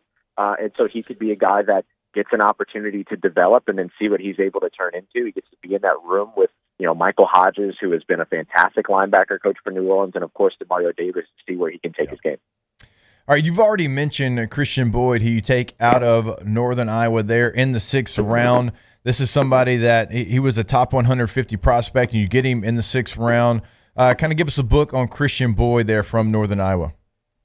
Yeah, I think the immediate tag that you're going to get when you talk about him at 6'2", 320-plus pounds is that he's going to be, a run stuffer. And I think that that's right. I think that he helps you be able to do that, kind of think back to Tyler Davison in the past, Malcolm Brown in the past. Saints have kind of been trying to fill that role over the course of the last few years since they traded Malcolm Brown away to Jacksonville. They landed a guy in Malcolm Roach through undrafted free agency, but now he's a Denver Bronco. The Saints didn't take the steps forward last year that they really wanted to take in run defense. I think Christian Boyd helps you there while also giving you some of that sort of quickness and ability to move that you don't expect at his size that can contribute in the pass rush game as well. So I won't be surprised to see him by the end of the season out-snapping some of the veteran defensive tackles. This is a guy that I'm really, really high on, and I think is going to be a really good kind of partner at one tech with Brian Brzee, letting him focus and be a 3-tech pass rusher. Ross, since we have you here, we don't just have to talk Saints, because I've got to ask you about an NFC South brethren. The Atlanta Falcons select Michael Penix Jr. at number 8 overall, and we've talked about it. I hate it for Michael Penix because I think he's a really good player who was going to be a top 15 pick, and now we're kind of throwing shade at him, and that's not my intention. It's just who selected you at 8, not that you got selected at number 8. I mean, what do you make of that pick? That one just, to me, with the roster that they have, the deficiencies that they have on that roster, I still can't believe they made that move in the top 10. Yeah, it was very shocking, very surprising. We see them again for the 3rd year in a row drafting at 8, going with an offensive player while their defense is struggling. That should send a message to the Atlanta organization. Clearly it hasn't. I'm with you. I like the player in Michael Penix. I think he can be a good quarterback in the NFL, but he's going to have the support of an organization and the weapons around him and things like that. And the Atlanta Falcons sort of refusal to believe anything but the idea that they are somehow just one quarterback away is wild to me. And the fact that they go with a quarterback that's probably not going to hit the field until 2026, even wilder. So I think that the thing that I hope for him is that he ends up in a supportive environment behind Kirk Cousins, as opposed to something like, what we've heard about from some other veteran quarterbacks when a rookie guy walks in and everything, because he's the guy that needs some development. He's the guy that needs some of that nurturing. The thing that I do like about him, though, in this situation for him is that with all the injuries that he's dealt with throughout college, for the next 2 seasons, potentially, he gets to kind of just chill, relax, and get his body ready for the NFL game. I think that works out for him. But then by the time that he starts, he's 26 years old. So what does his development look like? So it can be challenging for him. It's not necessarily the spot that I would like for him, but I do like the player. And I just think that the overall decision-making by the Atlanta front office was very, we'll call it interesting, to say the least. The video of Terry Fontenot having to explain it to Arthur Blank is... It's the future, Arthur. It's the future. I almost I wanted to not watch it because I'm like, man, I really like Terry. I don't even want to watch this. This feels like I'm watching one of my kids strike out in a baseball game or something. Right. You mentioned Terry. Put it in reverse. You mentioned like a veteran quarterback, and that is important here, like how Kirk Cousins kind of handles this, and maybe it motivates Kirk Cousins. And I know for me, there was one year in San Diego that we were, the rumor was that San Diego's would maybe select a quarterback, because Phillip was coming off an ACL tear and some other things, and obviously ended up playing like 7 years after that. But there was a rumor that they were going to bring in a draft quarterback, and he's like, look, I'll be the best vet that I can possibly be. I'll help him learn, but he better get used to wearing a ball cap on the sidelines because he ain't playing here. That's exactly it. Yes. Yeah. So you can have like that mentality. So for Kirk Cousins, like he can be a great mentor, but also say, you ain't playing here, Rook, because I'm the guy, and I'm going to go out there and take that job.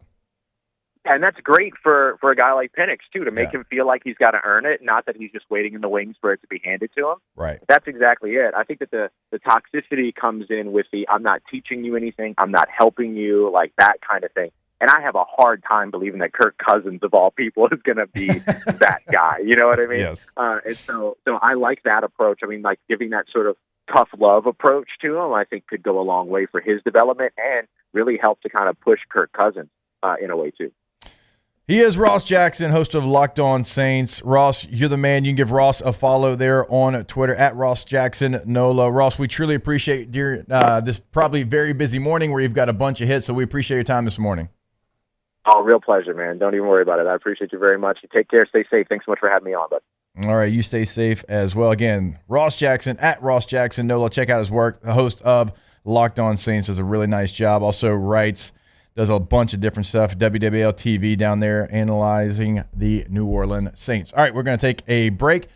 When we come back, and we'll have weekend winners probably at 8:30, moving around a little bit today, we've got to actually get into where the other LSU Tigers outside of the first round landed. Hour number 1, and even here in hour number 2, we talked all things New Orleans Saints.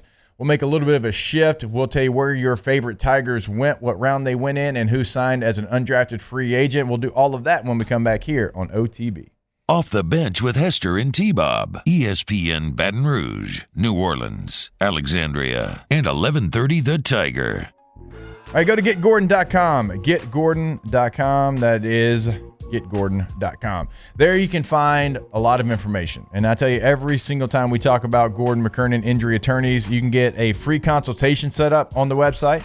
You can actually have a conversation. A little chat box is going to pull up when you log on to the website. You can find past client results. You can find cases that they can handle for you in the courtroom. All of that information, it's right there at getgordon.com. Get everything set up. Now, we also give you the handle at Get Gordon on all major social media because they've always got something going on in the community, right? They want to be in the community. They are in the community. And so if you want to find that and what they've got going on and interviews with your favorite LSU athletes and all the things going on outside of the courtroom, at Get Gordon is always there for you on social media. And if you want to pick up the phone and give them a call in the listening area in Louisiana, wherever you're at, put your area code before 888-8888, Get Gordon, and get it done. In times of need, get a full list of phone numbers, websites, and other important emergency information on the Demco Stormwatch page at 1045ESPN.com.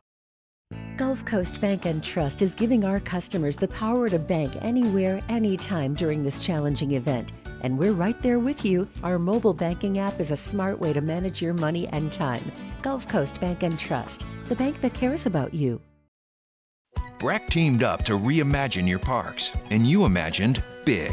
With your help, we went to work, creating 12 beautiful community parks across the parish. A family-sized water park, miles and miles of trails, and parks just for your dogs. There are more places to splash, to explore, to run wild, and even soar. You imagined, we delivered. Gold. BRAC, your #1 park system in the nation.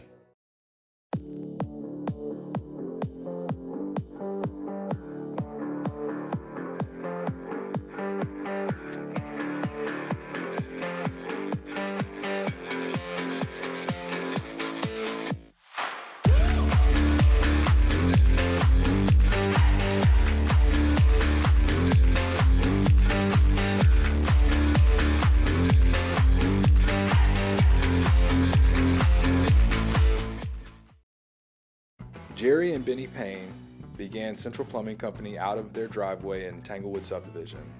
50 years later and 4 generations down the road, we continue to serve Baton Rouge and the surrounding areas for all of their plumbing needs. Residential, commercial, industrial, or hospitality, Central Plumbing is here 24/7, 365. We want to thank our customers, family, and friends for 50 years of success. And looking forward to 50 more. Power up your next project with John Deere Deals by Sunshine. Whether you're working hard or playing hard, our knowledgeable team will help you find the right product for you. Ask us about our amazing tractor package promotions. Learn more about what it means to be powered by sunshine at sunequip.com.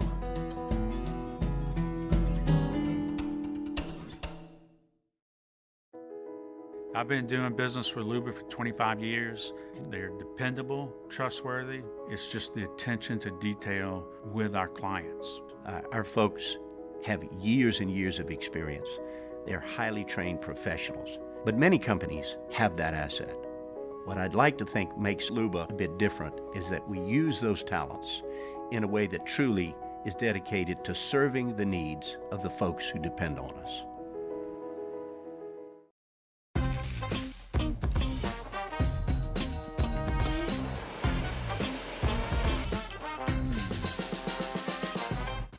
Join me for a Monday edition of the Hunt Palmer Show, presented by Gulf Coast Office Products. NFL Draft recap, LSU and Auburn, and the Pels. Are they on the brink of elimination? Hunt Palmer Show, 1 to 3 weekdays, 104.5 ESPN, Baton Rouge.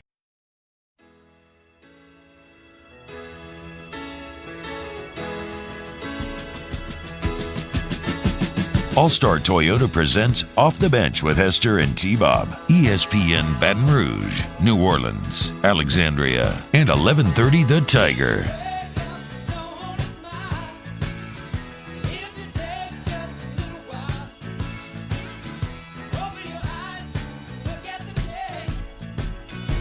All right, welcome back into OTB, talking all things NFL Draft. Hour number 1, we talked basically the entire time for the New Orleans Saints and what they did.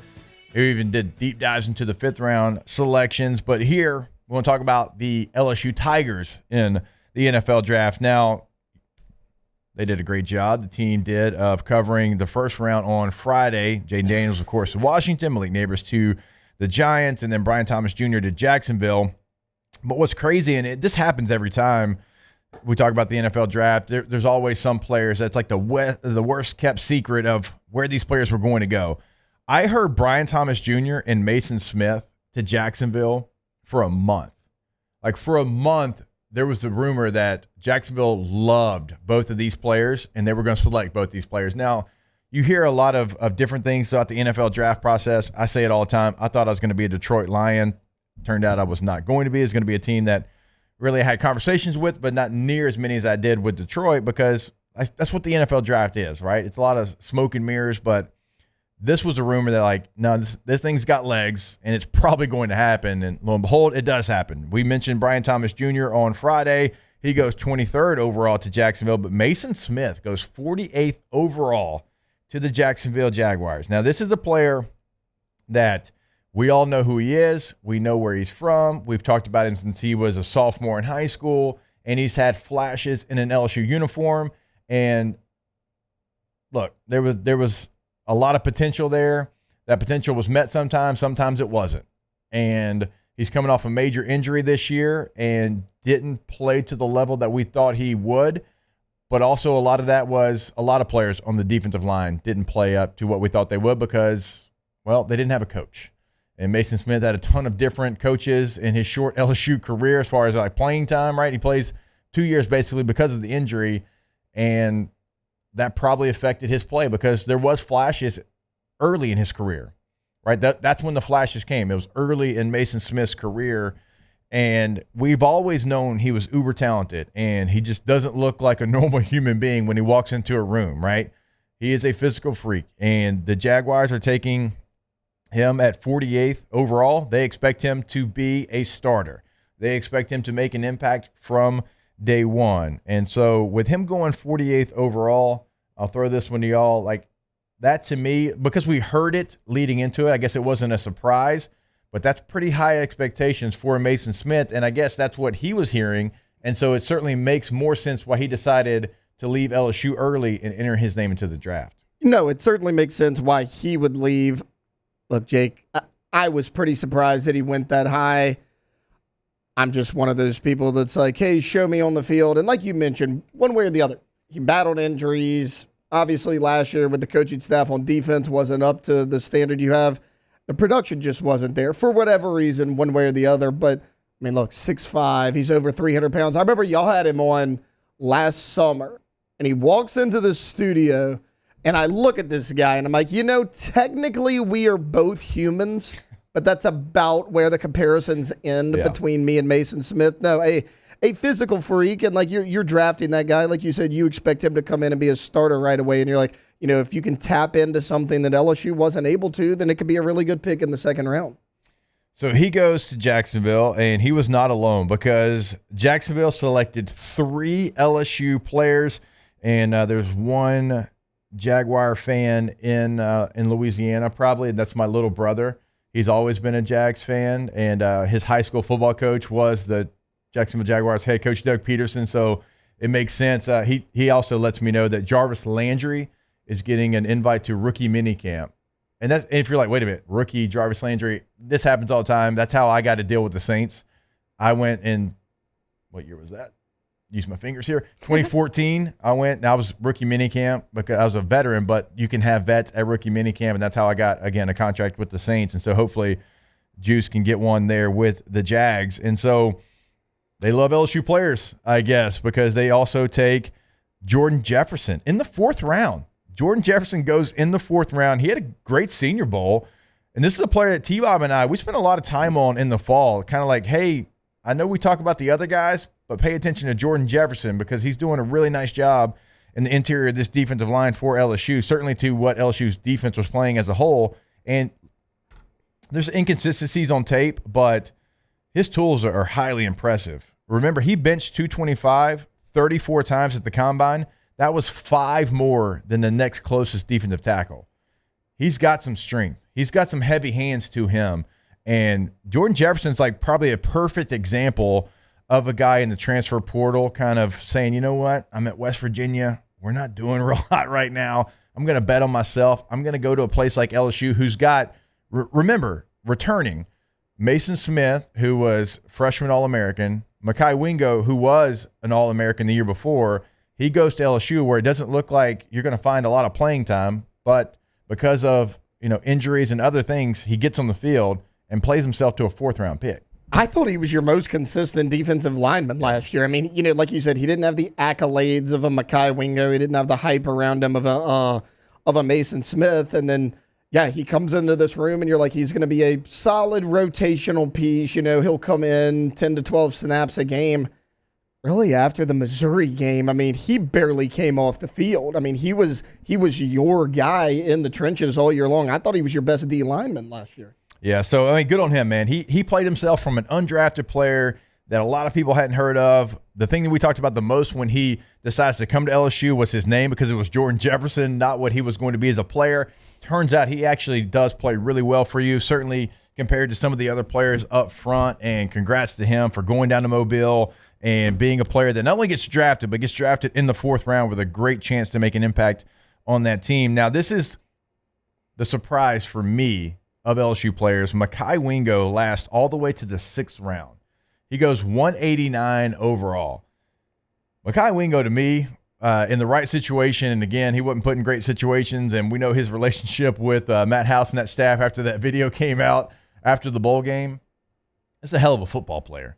And if you can get him at 189 overall, you do it every single time. You turn that card in as fast as you can, and he goes to a place that his mentality is going to fit. He goes to the Detroit Lions. He is going to fit into what they want to get done. 6th-round picks are no guarantee. Oftentimes, you still have to fight. Like, you're pretty much an undrafted free agent when you're 6th, 7th rounder. Mekhi Wingo, in my opinion, goes to the perfect spot. Maybe not the pick that he wanted to go to, but to go to the Detroit Lions, to go to a place that's all about grit, it's all about heart, determination. That's what Mekhi Wingo is. And so I want to see him get fully healthy, be able to put his best foot forward, and Mekhi Wingo has a great opportunity to make this team, because, again, there was multiple times that he was on the board and that I was yelling, Chargers or Saints, please select Mekhi Wingo. They did not, but he goes to a great spot. Yeah, he does. And, he's a little bit undersized for the defensive tackle spot. But, Jake, we just saw Aaron Donald retire from the NFL. And I'm not trying to compare him to Aaron Donald. They are not the same player, but they're similar size, 6'1", 290, 295 range. I mean, what'd you hear when he was here at LSU? How good he was in the weight room, how strong he was. So, I mean, that'll help him overcome that size. Look, he was a productive player. I mean, there's a lot of guys that didn't have the college production that Mekhi Wingo did that were drafted ahead of him in this draft for whatever reason. So, yeah, that might be the best quality pick of the entire draft.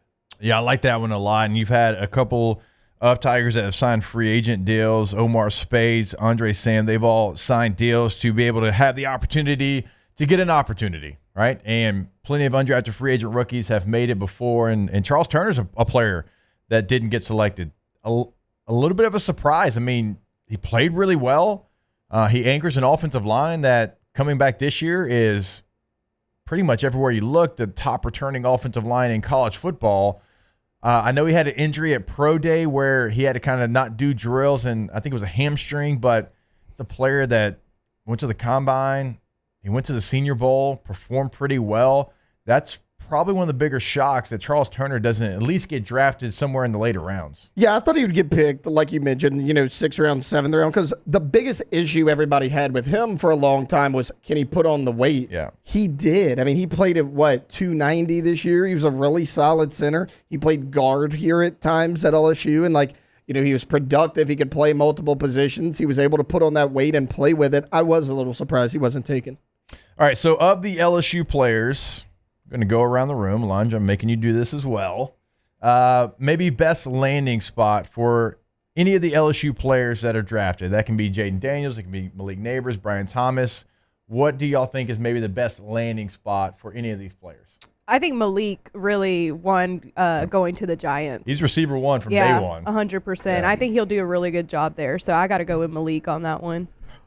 For me, it's Brian Thomas Jr. with the Jacksonville Jaguars. You get to go play with Trevor Lawrence. And, you have solid receivers there. You got Christian Kirk there, who's really good in the slot. He can be your across-the-middle guy. They didn't have that deep threat for really since Trevor Lawrence has been there. Now you have that. Now Lawrence, on the other end, he's got weapons at every level now, right? You got a deep threat in Brian Thomas Jr. You got a slot guy. You got Travis Etienne that you can dump it down to in the backfield. Everything is set up for Brian Thomas and Trevor Lawrence, both of them, to succeed. I love that spot. Yeah, he's different than any receiver that they have there, and I love the spot for both of those receivers. Now, for Malik, it's, can the quarterback get him the football? Can the quarterback get him the football? Can he do the things that Jaden Daniels did to always put Malik in a spot where he could go have an opportunity? That's going to be the thing. But I do like that he is the guy.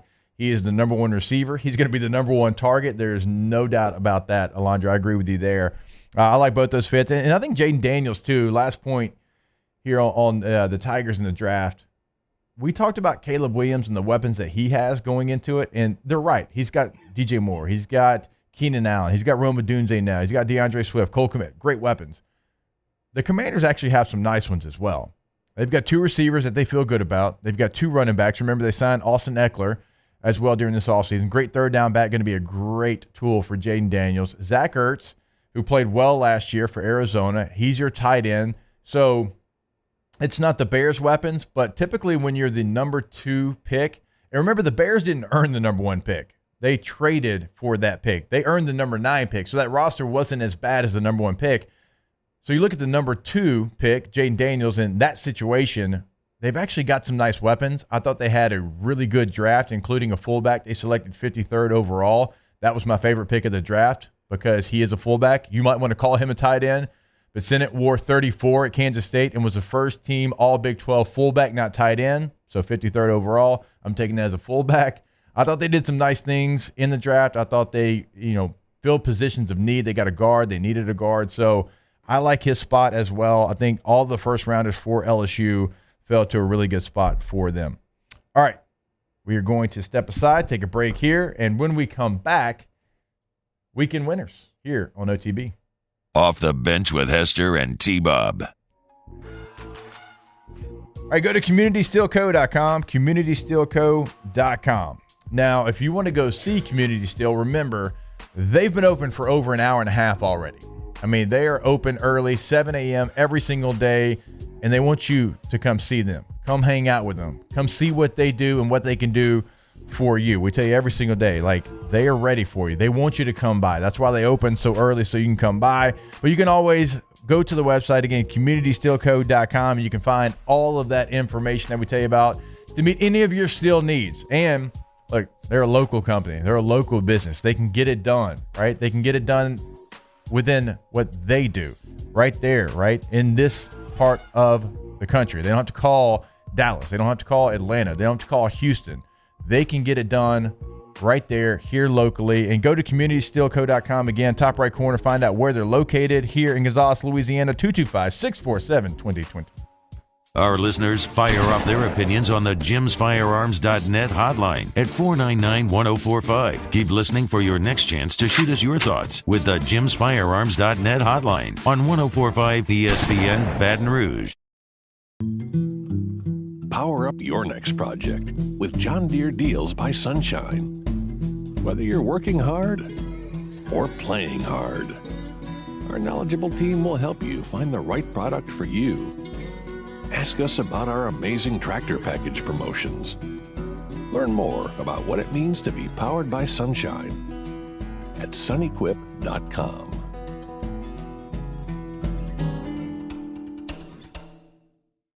Bayou Chrysler Dodge Jeep Ram is taking $11,000 off the new 23 Dodge Charger. We're open for business in our beautiful new showroom and taking $11,000 off the powerful new Charger. All new Bayou vehicles come with a 1 million mile warranty. The crew at Bayou Automotive is going to do right by you.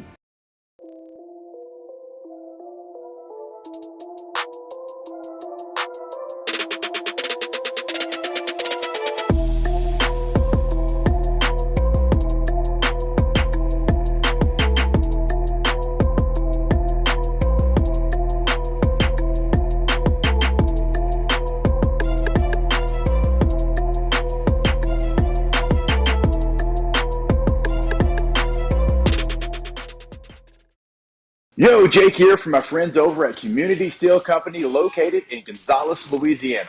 The local place you can turn to for all of your metal building needs.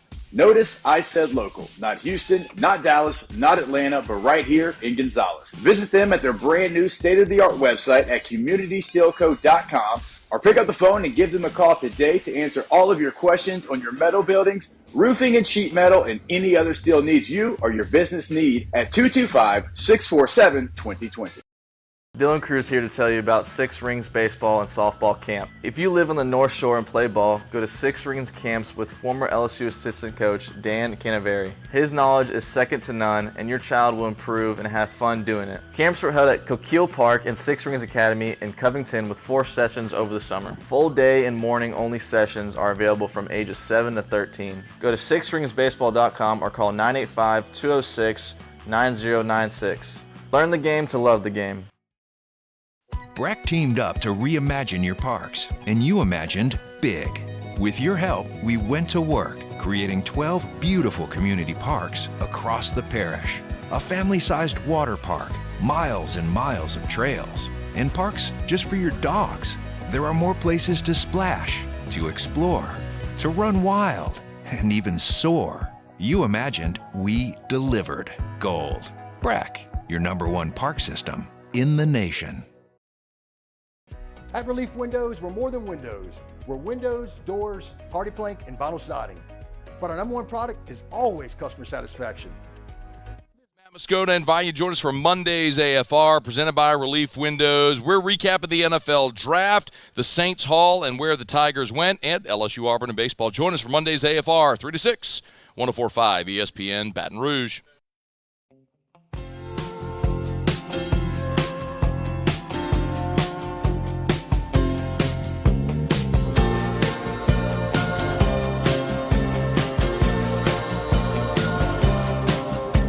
All-Star Toyota presents Off the Bench with Hester and T-Bob. ESPN Baton Rouge, New Orleans, Alexandria, and 1130 The Tiger. All right, welcome back into OTB. It is Monday. I don't really know what time we typically do this, but we're going to do it right now. It's time for Weekend Winners. That's how winning is done. That's right! We can't have anyone freak out there, okay? We've got to keep our composure. We've got too far. I'm by winning. I win here and I win there. Now what? Are you doing what it takes to win a championship? Wow, winning. Well, then I guess there's only one thing left to do. What's that? Win the whole thing. All right, I'm going to start this off with a little nugget that was dropped to me. I'm going to go weekend loser. Weekend loser to our program director, Matt Moscona. Okay, because I got told that on the draft show, he bet Hunt and Haney $100 that Ladd McConkey will be a bust and not have 300 career receptions. Okay, Ladd McConkey went to my Bush League Bolts. Okay, Ladd McConkey is going to thrive in Los Angeles, Matt. All right? He is not what you want to make him. He's not Wes Welker. He's not Julian Edelman. He's not Danny Amendola. All right? You're putting him in a box that he doesn't deserve to be in.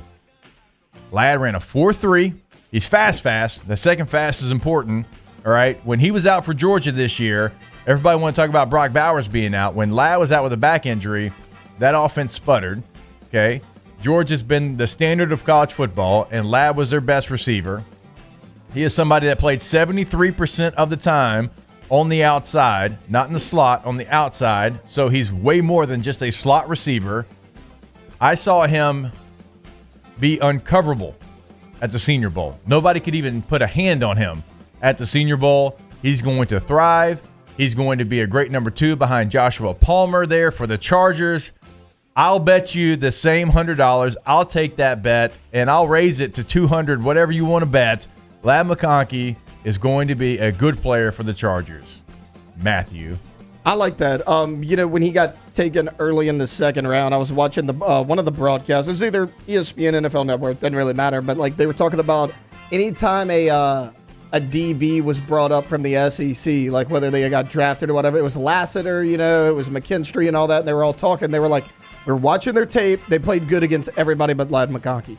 They were like, Ladd McConkey could not be covered by anybody in this conference. I mean, I think that said a lot to me because they were talking about Rakestraw. They were talking about Kamari Lassiter. They were talking about Kool-Aid McKinstry, and they were like, they looked good against everybody but Ladd McConkey. Yep. Way more than just a slot receiver because, well, he didn't play a lot in the slot. I have a weekend loser to start off as well. And shout out to Rick 1041 for tagging us in this. So if you're watching on YouTube, you'll see the video. If not, I'll explain it to you. Every once in a while, like a bird or some sort of animal gets caught up in a baseball game. And so this one is a goose. And the goose is on the baseball field. And he's trying really, really hard to get out of it.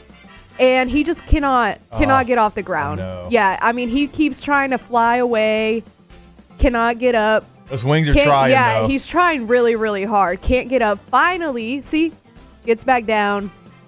Finally, he gets up, and he's leaving. He's trying to leave. See, look, he's picking up speed right here. If you can't, or if you're watching on YouTube, you'll see. I thought he had it. He has it right here. Look. So he's leaving. He's leaving the field. Yay! Oh, I know it's coming here. Boom.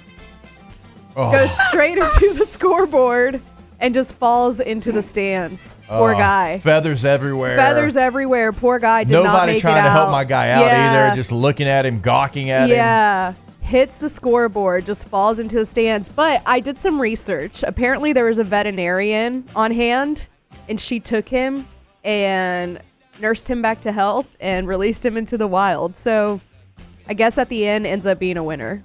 But yes. Poor guy. All right, Taylor, you got a weekend winner? I do Or have a loser? winner. No, I got a winner, and this is not to suck up to Jacob Hester because he showed up and T-Bob Hebert did not. But I'm giving my weekend winner to the New York Knicks, and more importantly, Jalen Brunson.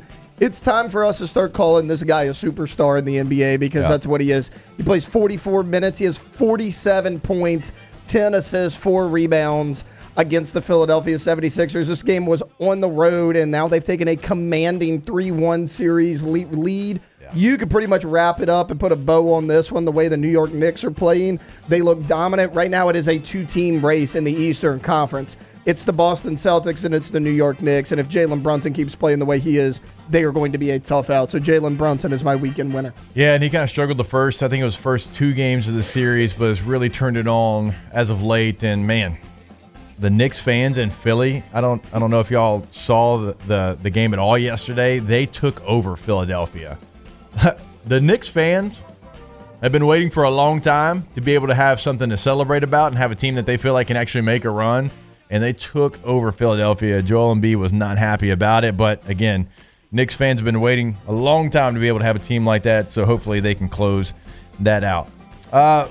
Weekend, I guess a winner because it was a loser. The MLB is finally going to address the uniforms after just Oh my gosh. months Thank of God. player complaints, okay? And we all know like these things are see-through. The lettering on the back was like the smallest font that I've ever seen on a jersey. The grays did not match each other. These uniforms just held all the sweat. They were supposed to be this new technology. I think they just went as cheap as possible. And so finally, Major League Baseball plans to address its uniform fiasco after all the changes that were made to the standard jerseys this spring. Thank God. I mean, we got players ripping pants. Every time they slide, their pants are just shredding. What are we doing here? This is Major League Baseball. Like, I saw better uniforms at a 7U tournament this weekend. We like this April 29th, and they're just now fixing this. Nike, what are we doing here? Just make the uniforms yourself. Don't get somebody else to do your work for you. Make better uniforms, but finally a weekend winner because they're going to get the issue fixed. Yeah, those uniforms were absolutely ridiculous. They're And terrible. it's even more ridiculous that this is coming from the MLB.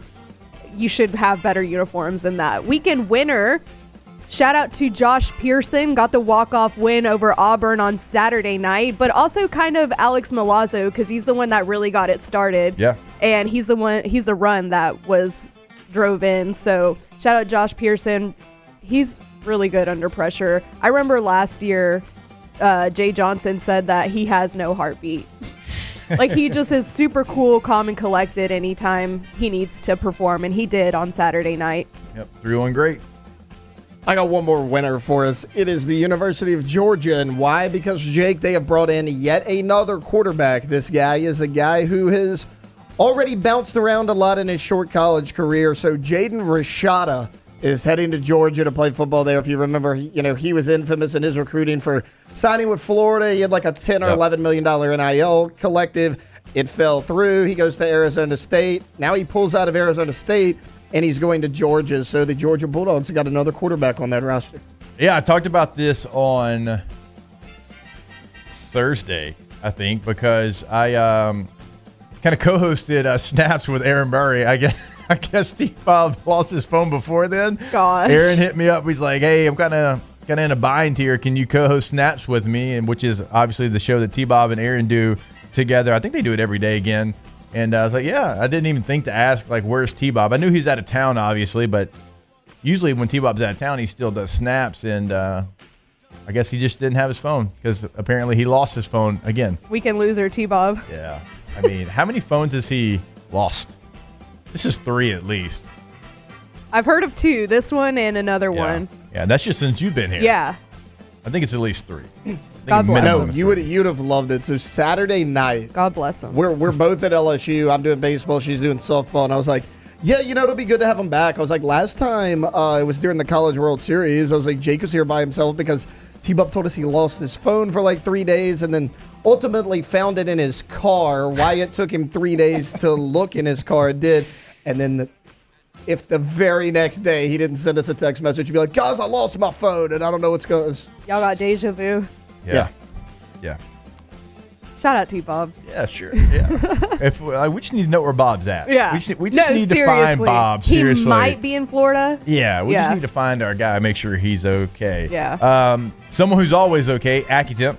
AccuTempBR.com is the website to go to. Remember, you can schedule your appointment right there online. You can pick up the phone, give them a call at 225-725-7802. Check out those 5-star reviews. Notice I didn't say just check out the reviews because, well, they're basically all 5-star reviews, and you can find that online on Google. Just search AccuTemp Baton Rouge, and that's not on their website. That's on Google, right? The internet hates everything, but they love AccuTemp, the official partner of LSU Athletics as well, AccuTempBR.com. We'll take a break. When we come back, I got a couple more winners, a couple more losers. We'll do that to finish up hour number 2 of OTB. Off the Bench with Hester and T-Bob. All right, go to K2ZBlinds.com, K2ZBlinds.com. Hopefully you were able to make it out to the Parade of Homes there in Prairieville last weekend. They were there, and they were showing you all about their outdoor shades. And you can check out their social media as well. I put a video together because, man, we are fired up about our shade, and it just shows you exactly the coverage that you're going to get, right? And in our house, like where the sun hits, and we're right there, it hits off that water, it gets incredibly bright. And so we wanted a shade. Brandon Barton comes out. They put the shade in. I mean, this thing goes down like in 10 seconds. It shades our whole outdoor area. But also, as I tell you all the time, because I didn't know this was going to be a thing, it shades our living room. So on those Sunday afternoons, when you're out there, you're trying to watch the sports and that sun's shining through the living room, you got a glare on the TV, you just push the button. 10 seconds, all shaded, changes the temperature in the room as well. Give them a call today. Go to the website, K2ZBlinds.com. In times of need, get a full list of phone numbers, websites, and other important emergency information on the Demco Stormwatch page at 1045ESPN.com. There it is, the extra mile, on the border of expected and extraordinary for those willing to go further, like vans customized for work or play, with safety and tech to keep you connected. Supported by a 5-star sales, service, and finance team, and backed by the 1-star you know. So go the extra mile. It's never crowded because so few have what it takes to go there. Mercedes-Benz Vans. When it comes to ending cancer, we push forward, always working together for you. That's why our cancer experts at Ochsner have clinically integrated with MD Anderson Cancer Center. This means advanced cancer care, including access to life-saving clinical trials and integrating care to treat the whole you. Introducing Ochsner MD Anderson Cancer Center. Long live you.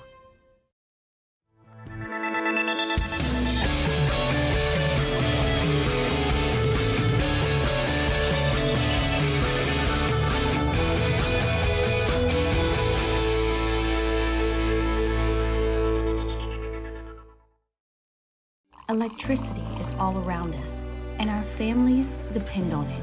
Every day is sparked by the power of a cold drink or a warm meal, a movie night, and a comforting light at the end of a dark hallway. From sunrise to sunset, playtime to bedtime, our team is ready to take care of your electrical needs. Even in the case of an after-hours emergency, the light in your life shines brighter with Mr. Electric. At Relief Windows, we're more than windows. We're windows, doors, hardy plank, and vinyl siding. But our number one product is always customer satisfaction. Visit us online at reliefwindows.com. Oh, by the way, we do shutters too. Elevate brand visibility, ignite customer engagement with the power of radio and digital advertising combined. Guarantee Digital Media brings the two together as a trusted media partner in Louisiana for nearly a century. Claim your free digital audit at guaranteemedia.com. Hey, it's Matt Moscona. For years, you've heard me tell you about Insurance Network of Louisiana, helping you find better coverage for less money. But it's not just for your home and auto. They also offer commercial property. So, retail stores, professional offices like doctors, dentists, attorneys, clothing boutiques. Insurance Network of Louisiana can find you better coverage for less money. They service the entire state of Louisiana, and they're local. So call today at 293-0450 or lainsurance.net.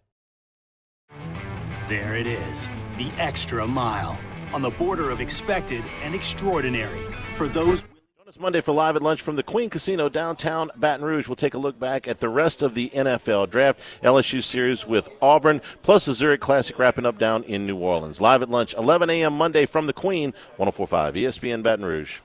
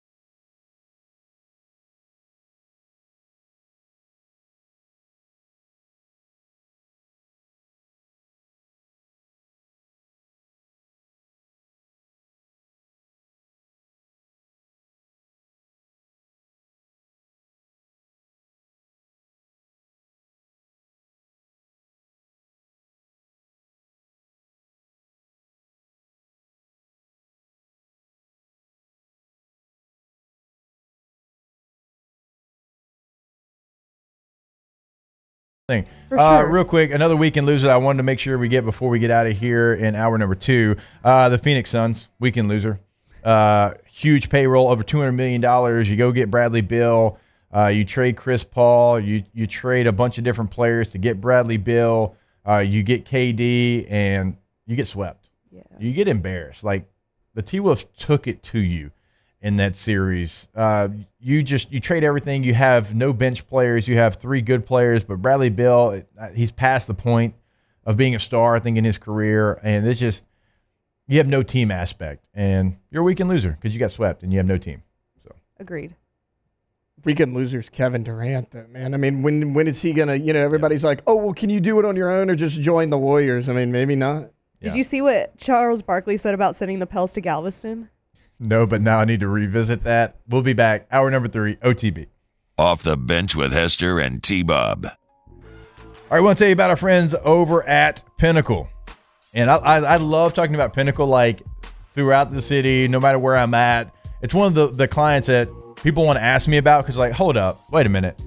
Y'all keep talking about these 2 weeks. Like, is this real? I'm like, no, it is real. Like, we cannot stress it enough. Go to PECbuilt.com, Pinnacle Exterior Construction, and if you want to be swimming in a couple of weeks, they can have you swimming in a couple of weeks. And I'm not just talking about, like, hey, you get one opportunity to get a kidney-shaped pool. Multiple options. I mean, they have a whole booklet of options that you can actually add to as well, and you are going to be swimming in 2 weeks' time. It is not lip service. I saw it before we started talking about Pinnacle, 2 houses down from me. I thought that they decided not to build the pool. It was so fast. Like, oh, well, they just pulled it. No, the pool was done.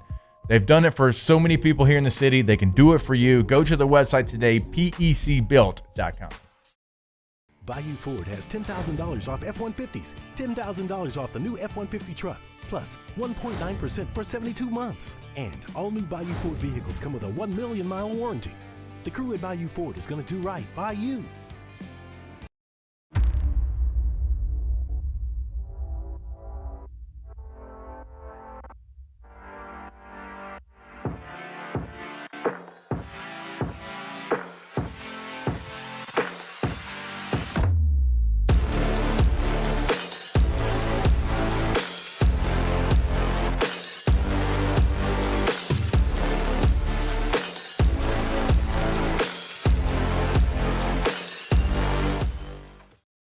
Yo, Jake here from my friends over at Community Steel Company located in Gonzales, Louisiana. The local place you can turn to for all of your metal building needs.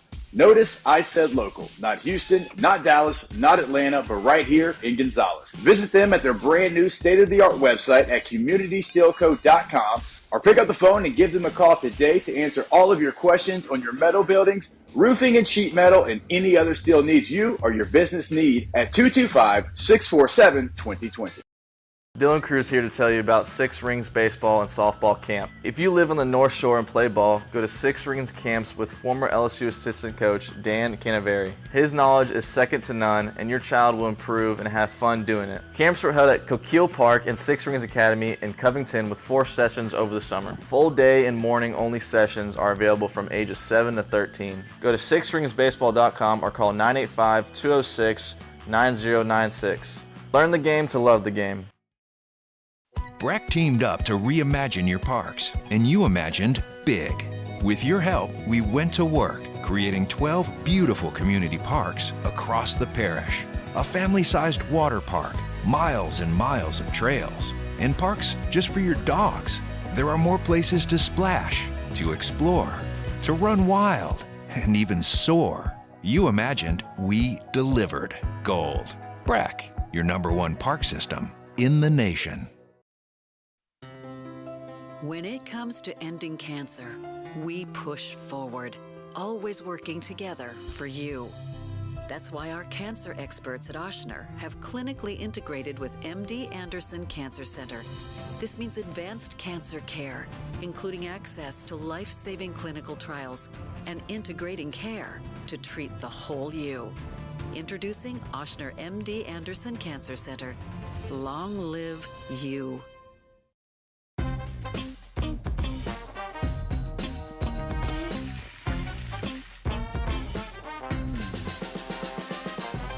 The best kept secret in town is out. Discover Tallulah at the Renaissance Hotel on Bluebonnet.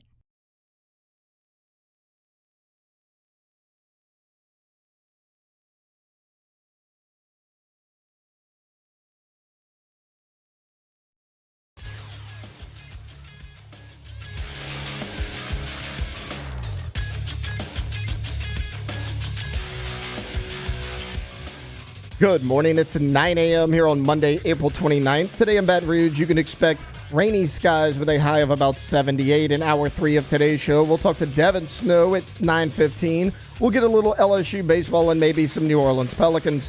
You can follow us on Twitter or Instagram at OTB_ESPN and watch us on YouTube at the 104.5 ESPN channel. Hour number 3 of Off the Bench, live from the Mercedes-Benz Baton Rouge studios, starts now. Let we go!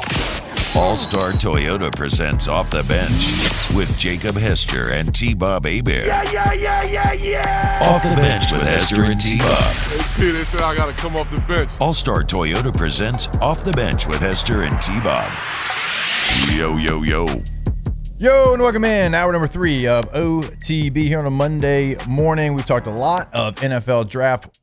Last draft nugget before we get to some LSU baseball. This comes from Cole Kublik. I just saw this. The SEC had the most draft picks for the 18th straight year. 59 picks in this year's NFL draft. The last time another conference finished with the most picks was in 2006. Want to take a guess? In 2006, which conference? Yeah. Big 12. I was going to say 10. ACC. Ooh. 2006 ACC had the most draft picks every year since then. The SEC 18 straight times. And so, man, it just means more. It does just mean more. And I'm telling you, the jump from high school to college was much bigger for me than college to the pros. College to the pros is like, hey, I played against you on Saturday, you on Saturday, you on Saturday. The NFL is littered with SEC players. All right, let's get to some LSU baseball. Full disclosure, I'm going to lean on my partners here for this discussion. Watched a little bit of it, but obviously they're working the games, watching the games. They went to some of the games. LSU takes 2 of 3 from Auburn, and the game that I watched was the walk-off win. You're able to get it done 3-2.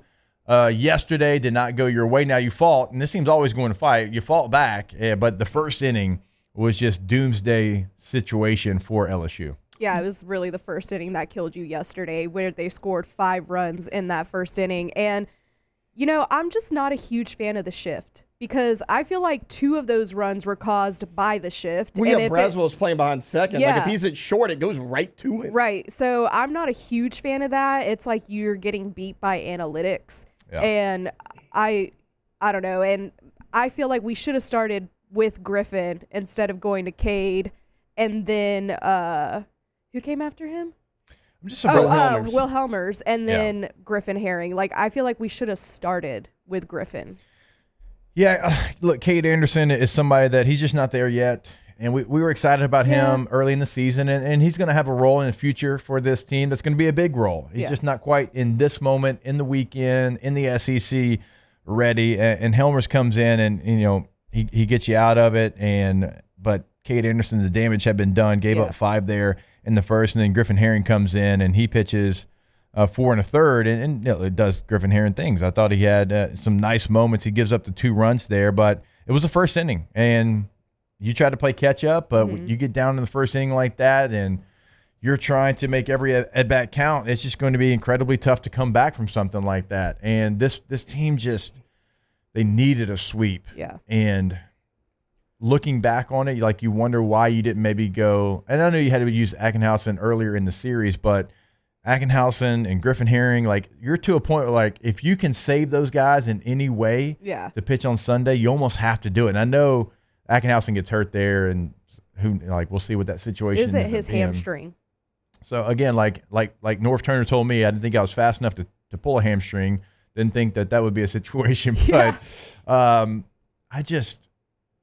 game 3 of these series, man, you've had a couple that. If you just went half of the ones that you were in and had an opportunity, we're talking about a completely different situation. But now, and Taylor, you were talking about this before we got started today, in a series in which it was right there for the taking, 1 inning just throws a wrench into the plans, and now you're fighting for your life. Yeah, look, I was looking at it yesterday after this game. I don't want to discourage anybody, but guys, the numbers just aren't there. I mean, do you trust this team to beat Texas A&M 2 out of 3? I don't. I think they're talented enough, but I don't trust them to do that. Then you got to go on. You have to win 2 out of 3 in every single remaining series to get to 13 wins. Everybody thinks that's the magic number. I think it's 14. I think if you have 13, you got to win 2, 3, 4 games in the SEC tournament. And again, I don't trust this team enough to string together these wins. I think you need 14 in the regular season. In order to do that, you got to sweep Ole Miss, you got to take 2 of 3 from A&M, and you got to take 2 of 3 from Alabama. That is a big ask from this team. You needed this sweep. This was the worst team in the SEC. You were at home, and the box was energized because you hadn't been home in a while. I mean, 4 of the first 6 series were on the road, including the last 2. You needed that sweep. As far as starting Cade Anderson, I get why they did it. You want to see what you have in him as a starter. You still have Griffin Herring. The issue was we had Jay on Thursday. He wound up hopping on with us in our normal slot. He said his plan, like he fully said, my plan is to start Nate Ackenhausen on Sunday. Like that was the goal. Mm-hmm. Having Ack go down on Saturday evening the way he did threw a wrench into things. And you're like, we have Herring. Do we start him or do we go to him in a spot where we really need him? That was the biggest issue there for me. Before we move on from game 3, I know Thatcher Hurd has not been great this year. But in a game 3 situation, he threw like a couple pitches on Saturday. So like he's not helping you there either, really. Yeah. I'd rather have a Thatcher Hurd who is shown like in the postseason in big moments, and it's not consistent. I get that. But more than like throwing a freshman out there, like I wonder how bad the bullpens have been for Thatcher Hurd, for him not to get the opportunity in game number 3, and you're throwing a young player out there. Like it must be something we don't see, must not be hitting right now, because obviously Jay Johnson knows exactly what he's doing. But for Thatcher not to be the game 3 guy right now, that's surprising to me. Yeah, especially like you mentioned, like with that going down, because what we saw Thatcher Hurd's best outing on Tuesday. Now, he only threw 1 inning, but he struck out every batter he faced against Nichols. I get it. It's not the same level of competition, but Thatcher Hurd did this last year. He came in with a lot of hype. He struggled. Now, not quite this much, but, he falls out of the weekend rotation, and then he's big for you when you get into postseason, whether it's the regionals, whether it's Omaha. you really wanted to see, like, hey, it's late in the year. Can Thatcher Hurd step up and be that number 3 guy and maybe find the form he had a year ago? It doesn't look like history is going to repeat itself. I think he gets in his head way too much. Yeah. Like, he lets one bad pitch. Because when he's cruising, yeah, he's cruising. He's cruising. It's one.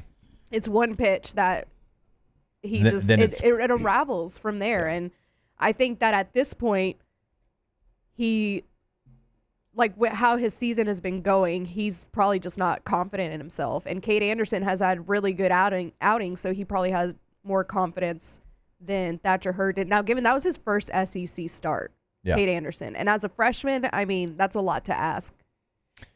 Because the thing that's frustrating about it is who LSU has in Gage Jump and Luke Holman. Yeah. And Holman's come back down to earth a little bit, but still incredibly solid. And Gage Jump, he's becoming a star. I think, and we talked about his talent. The season, like, you're throwing 96 from the left side. If he can put it together, he's probably the best pitcher on the staff, and he's thrown like that the last 3 weeks. The most important thing the last time out, and by the way, he gives you 7 innings, only gives up 2 hits, strikes out 6, no walks. Yeah. Not a single. None. Oh, the only time he's ever been in trouble this year is when he's given free passes. Yeah. And if he's fixed that issue and he's not. Yeah, because nobody's hit him. No. He just needed the reps. Yeah. Because he'd been out for a whole season. That's a great point. He threw, 16 innings? Yeah. I think. And so, you have a star on your hands. Mm-hmm. And so, that's why, get in the postseason. Make it interesting. Because with those 2 guys, it gets real interesting. It does. Right? And you have Griffin. Yeah, even deeper in the series, you've got an arm that Griffin Herring's been one of the better pitchers in the entire SEC. Mm-hmm. So, you've got that portion of it. And this team has flaws. I understand that. But it's man, you want to sweep the series because you get in the postseason, you're still salty. You can still find a way. We've seen teams make a run before, and you've got the talent to be able to make a run like that. One that we didn't see coming, but the talent's there. So, it's there for the taking. And it's just, I'm with y'all, though. I don't know that you can get the job done to be able to put together the resume. Well, what sucks is, going back to Thatcher Hurd, which you were talking about, it unraveling for him. It's also, even if he turns this around, it's so hard to manage your pitching staff on a game 3. Because, think about it. If Thatcher Hurd goes 3 innings of scoreless baseball, I mean, if you're Jay Johnson and Nate Yeskie, you got to be looking at each other and be like, he's cruising, but do we pull him out right now after 3 innings? Because it only takes a little bit to unravel him. It's you have to be so careful with your bullpen, even if Thatcher's pitching well, because it can all fall apart. And you're like, okay, it's 3 innings. Let's go to Griffin Herring now. You go to Herring, let's say he's off. And then it's just, you're second guessing yourself so much with a Thatcher Hurd. And that's what really sucks about that, because you thought he was going to be so solid this year. You know who is dealing? Christian Little. Yeah, I was about to say that. So impressed by Christian Little. He is a completely different pitcher than what he was last year. He was dealing. I think he has 4 scoreless innings in the last week. Yeah, I know he gave you 2 innings in game number 1. I think he had 4 strikeouts in game number 1. Then he comes in and gives you 2 more strikeouts in game number 3. You're right. I mean, and you're right. And he pitched versus Nichols Tuesday night too. Yeah, it's a player that you brought in with high expectations, and there's been some ups and downs. He's had some moments, but this feels like the best that he has thrown as well. Yeah. So, formatting maybe how you do the game 3 is going to be maybe one of the most important things coming up for LSU baseball. And another thing, offensively, they got to find a table setter at the top of the lineup. Game 1, Paxton Kling, 0 for 3, 2 more strikeouts. All right. Game number 2, Paxton Kling, 0 for 3, 2 more strikeouts. Game number 3, 0 for 4 from Mac Bingham. Had another strikeout. Oh, he had a rough game yesterday. Man, it's you. Look, Paxton Kling is talented. We all know that. He's whatever rankings and top prospect, and I'm past that conversation. Yeah. I am past that conversation. You have got to find somebody competitive at the top of this lineup that is going to give you a hell of an at-bat, be a tough out, put the ball in play. If there's a runner on third with less than 2 outs, the ball is put somewhere to give you an opportunity to score a run. This team needs somebody at the top, and Ashton Larson's already batting second. Maybe he's that guy. I think they found that guy. Because at least he's not going to go up there without a plan and just give you the same thing over and over again. He's highly competitive in his at-bats. He has great at-bats because he makes the pitcher pitch to him. He'll take good pitches. He'll foul him off if he feels like it's not the pitch that he really wants to hit. He's a great, I think, either him or how I've been saying maybe all season, Michael Braswell. Alondra mentioned the other day, Alex Milazzo getting that big hit in the ninth. Right after that was, you have Ashton Larson getting that big hit in the outfield. Yep. He had another one yesterday. It was a scoreless game for LSU. He got a hit right over the right fielder's head, and that got you 2 runs across the board. I mean, he's kind of been your spark, and I get it, he's a freshman, but he's been in there enough. He's got enough SEC reps. He has the highest batting average on your team right now. Like, put that guy in the lineup. Like, I think that's your leadoff guy. Yeah, I don't care think there's any question. I don't care how old he is, and I know, like, defensively, and that's why you see him get replaced in the outfield, like in the later innings. I realize that that's something that he doesn't have over a Paxton Kling. But I tell you what, I just gave you what the leadoff position was for LSU this weekend. Here's Ashton Larson. Game number 1, 2 for 4, drove in a run. Game number 2, 3 for 5. Game number 3, he was 1 for 4, but drove in 2 runs, to your point. Had 1 strikeout on the weekend. Like, he's going up there with a plan. Yeah. He's putting it in play. Yeah. Like, you can't have your table setters striking out, five times at the top, and 4 of those were in 6 at-bats from Paxton Kling. But that just can't happen. My thing is, I feel like even when you set the table, we're not great at batting those runners in. Like, when we have runners in scoring position, I don't know what happens, but we cannot get them across that plate. So, I don't know. Yeah, it's one of the things that, honestly, you go back, there's probably 3 games where you've had a runner on third, less than 2 outs. You didn't drive that run in, and it probably led to you losing the game. Mm-hmm. Well, going back to Larson at the top of the lineup, like maybe that's the perfect spot for him because he's a good base runner as well. I mean, you watch him; he's comfortable in the base paths. He's got speed. It could be one of those things like, hey, let's manufacture some runs, right? Let's let Larson get on first, maybe steal second and third. All you need is 1 hit in the outfield to knock a guy like that in because you're so bad with runners in scoring position. Maybe putting a guy, and to Alondra's point, Braswell's good on the base paths as well. Like somebody out there that can, when they get on first, they can get themselves to second and third. You don't have to hit them over. That makes it easier on the batters as well. So, I mean, look, it's worth a shot. Man, just get somebody because, and Tommy White, to finish the series, you could tell like he was just pressing because, he felt like he probably had to come up with the big hit and probably chase some pitches he normally doesn't. But, Jared Jones is still leaving the ballpark. Hayden Travinski had, 4 or 5 hits over the weekend. Like, the middle of your lineup is just waiting for you to, again, set that table for them. Yeah. Get on base, let them drive you in. And then when you don't, it feels like your best hitters are pressing because they feel like they got to hit a home run. They got to hit a solo shot to be able to produce anything in that inning. And so, man, I just think the lineup struggles. It all begins there at the top, and they're trying to find that leadoff batter. Braswell maybe could be that guy to lead to Ashton Larson being still number 2 in the lineup because he's thriving there. So coming up next, the number 1 team in the country, but as Taylor said, that is going to be another home series. And to say you got to take 2 of 3 from the number 1 team in the country is a hard way to put it, but you got to take 2 of 3 from the number 1 team in the country. All right, we are going to take a break, and when we come back, it is Monday, so our guy Devin Snow, Hold the Mayo, will join us here on OTB. Off the Bench with Hester and T-Bob. ESPN Baton Rouge, New Orleans, Alexandria, and 1130 The Tiger. All right, All-Star Toyota of Baton Rouge.com is the website, and that's where you can find your new vehicle. That's where you can find the next vehicle that you want to lease, and that's where you can find your next rental. So this is the obvious statement here. Everything's available when you're buying new, and no matter what you're looking for, multiple trucks, midsize SUVs, hybrid sedans, whatever, they've got it all there for you.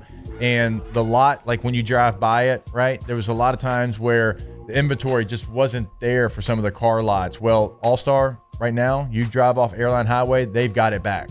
And they have a lot full, and they are ready to go. They're ready to sell you your next vehicle. Also, like if you're leasing, that's something I take advantage of from All-Star. T-Bob does as well. Go check it out. Everything available there as well. Like not just a couple of options. Same thing in the rental department, which is something you're not going to find anywhere else. Typically, like if they offer rentals, it's like 3 vehicles. Everything's available in the rental department as well. Per day rental prices. Find those prices on the website, allstartoyotabatonrouge.com.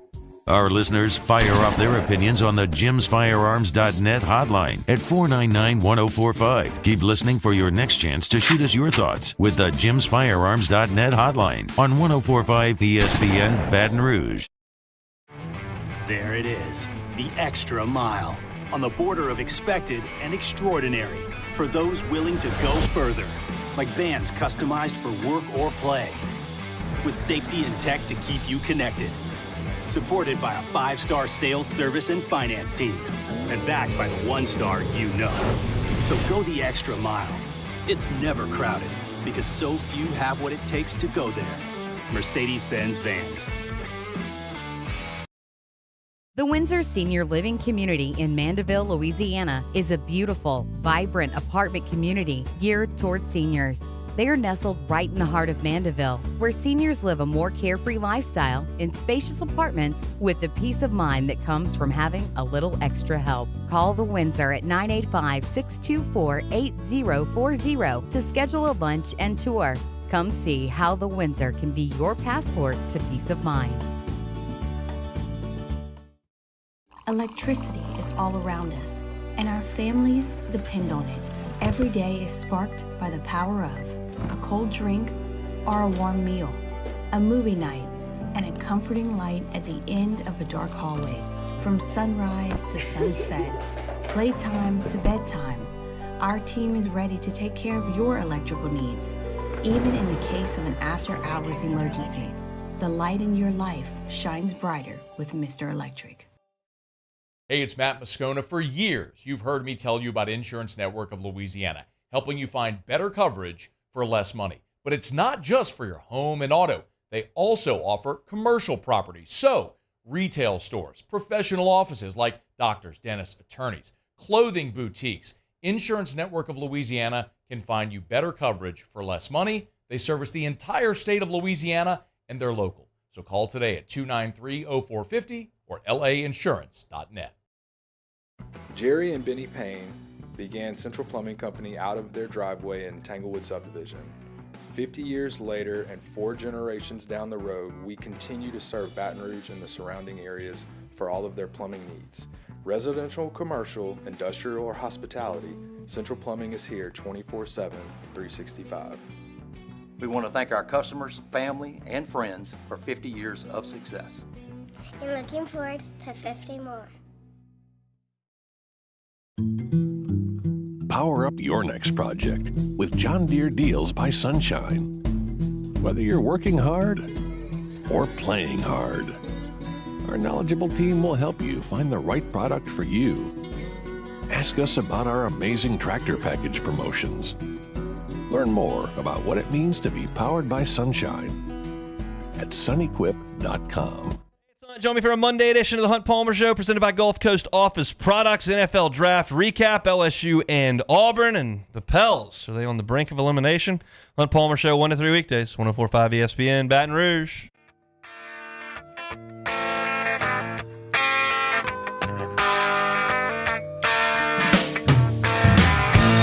All-Star Toyota presents Off the Bench with Hester and T-Bob. ESPN Baton Rouge, New Orleans, Alexandria, and 1130 The Tiger. She grew up in an Indiana town, had a good-looking mama who never was around, but she grew up All right, welcome back in. OTB. It is Monday. It is 9:15, so you know what that means. Our guy, Devin Snow, Hold the Mayo, joins us now. Dev, what's going on, brother? How you doing? Doing good. What's happening? How y'all doing? Yeah, we're doing good, man. We're just trying to find T-Bob. We're just trying to locate T-Bob, brother. We don't know where he's at. We don't know what state he's in. He said he lost his phone 3 days ago. That's the last time that we heard from him. He ain't here this morning. We're just worried about our friend. It's just such a coincidence that when T-Bob goes lost, he goes real lost. You know what I'm saying? I mean, can't find a phone. And so, I guess he's notorious for doing this, but he'll text us from his laptop or whatever. But so that's what he did. But he said he has no phone, doesn't know where it's at. Just not here.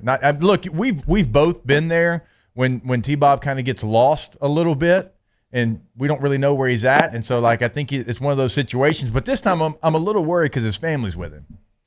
Oh, that's true. Yeah, I think T-Bob just turns the whole situation into this big movie. You know what I'm saying? Yes. It's like, where is T-Bob? The phone's gone, and all you had to say was, hey, I'm not showing up. Exactly.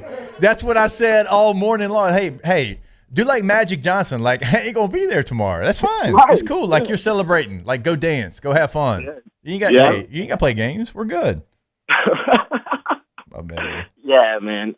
Hey, how you feel about the draft? I know y'all been talking about it, but, I feel like the Saints draft kind of went fan friendly, as if maybe like this is the type of draft I would do in Madden. Like this was very fan friendly in a way. Yeah, I mean, this is the first time in a long time, all jokes aside, that I felt really good about what the Saints did. Like even the Kool-Aid pick, it might not have been the biggest position of need, and maybe you could have gone other places, but looking back on it, doing some research and realizing where guys are in their contract and when that expires, it's almost like Kool-Aid was too good of a player to probably pass up at that point. You could have gone another offensive lineman as well. But also, like, for them, Dev, they're probably thinking, like, man, we got to get something out of Trevor Penning. Like, we got to push this guy. Like, we have to get him on the field. Like, you can't take a tackle in the top 20 and him not even be, like, on the extra point team. Yeah, it's a tragedy at this point. Yeah, this is the year, dude. Like, he's got to do something. You know what I'm saying? Or it's just a wasted pick. Another pick I love that they did was the Jalen Ford pick. Yeah. Because you want to talk about a dude that was active.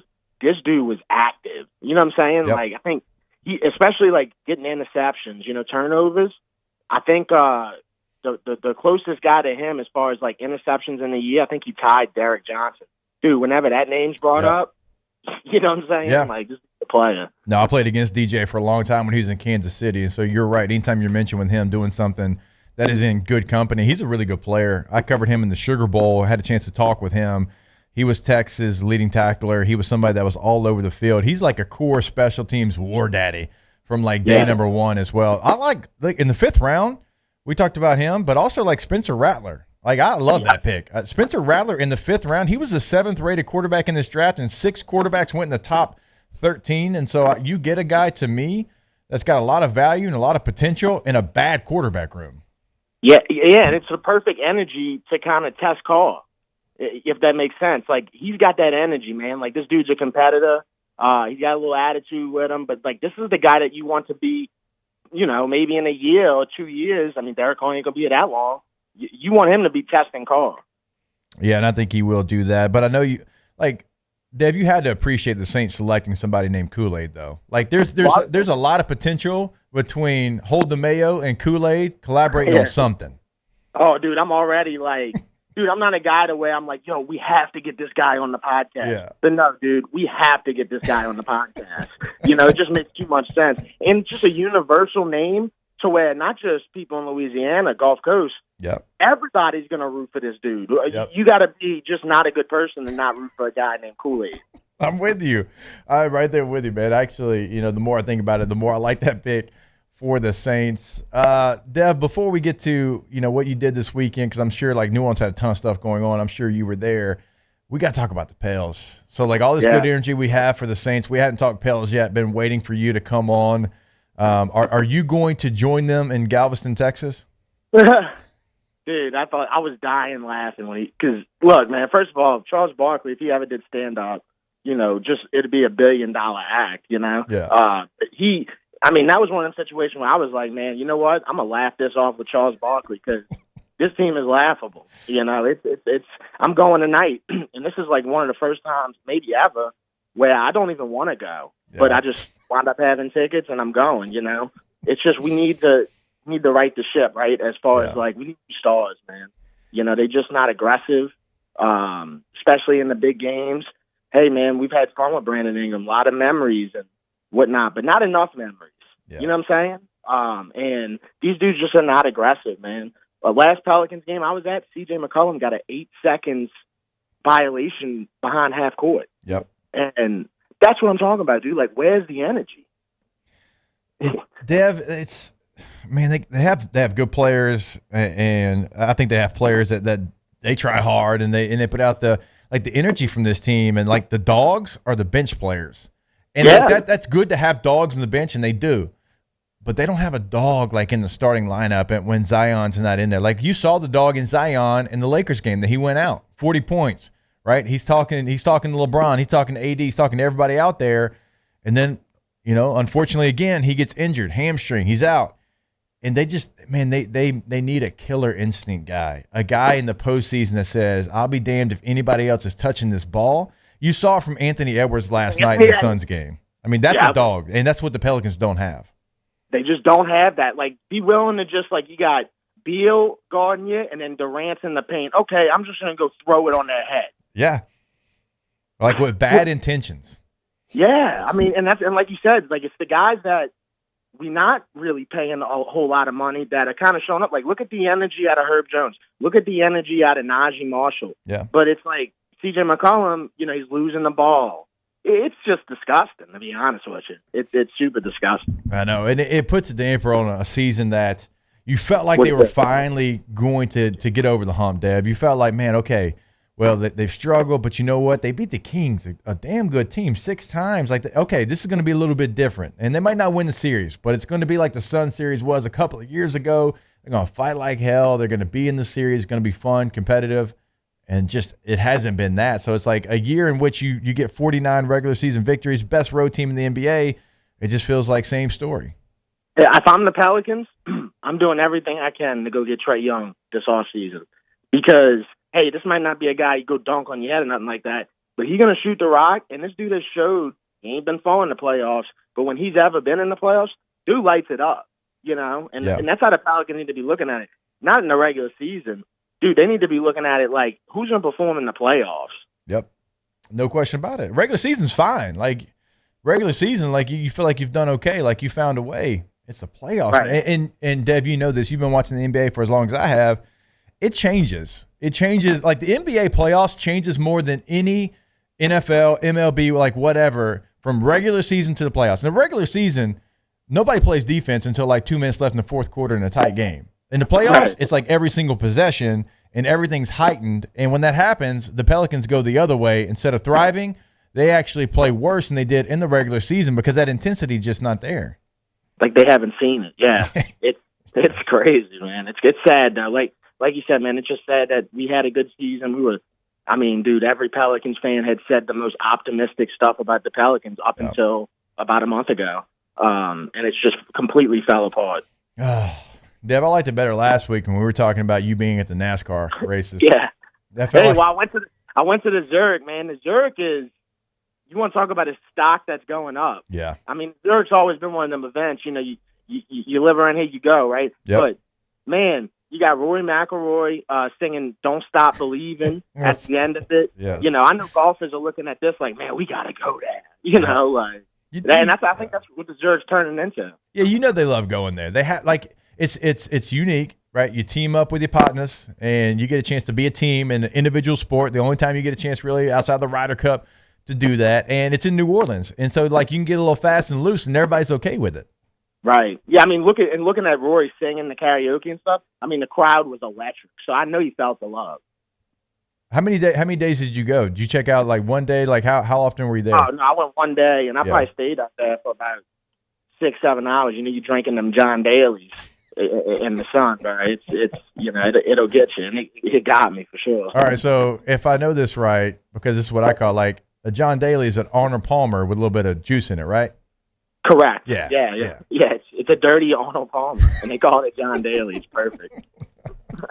All right, who was the most impressive maybe golfer that you saw out there? Because I went to the Zurich, I guess it was 3 years ago. Me and Flynn went, and Bubba Watson, he had like a shot like 200 yards, and I swear to God, Dad, this thing got like 6 feet off the ground, and it just went 200 yards. Like I was like, how in the hell did he do that? Who was the most impressive guy you saw?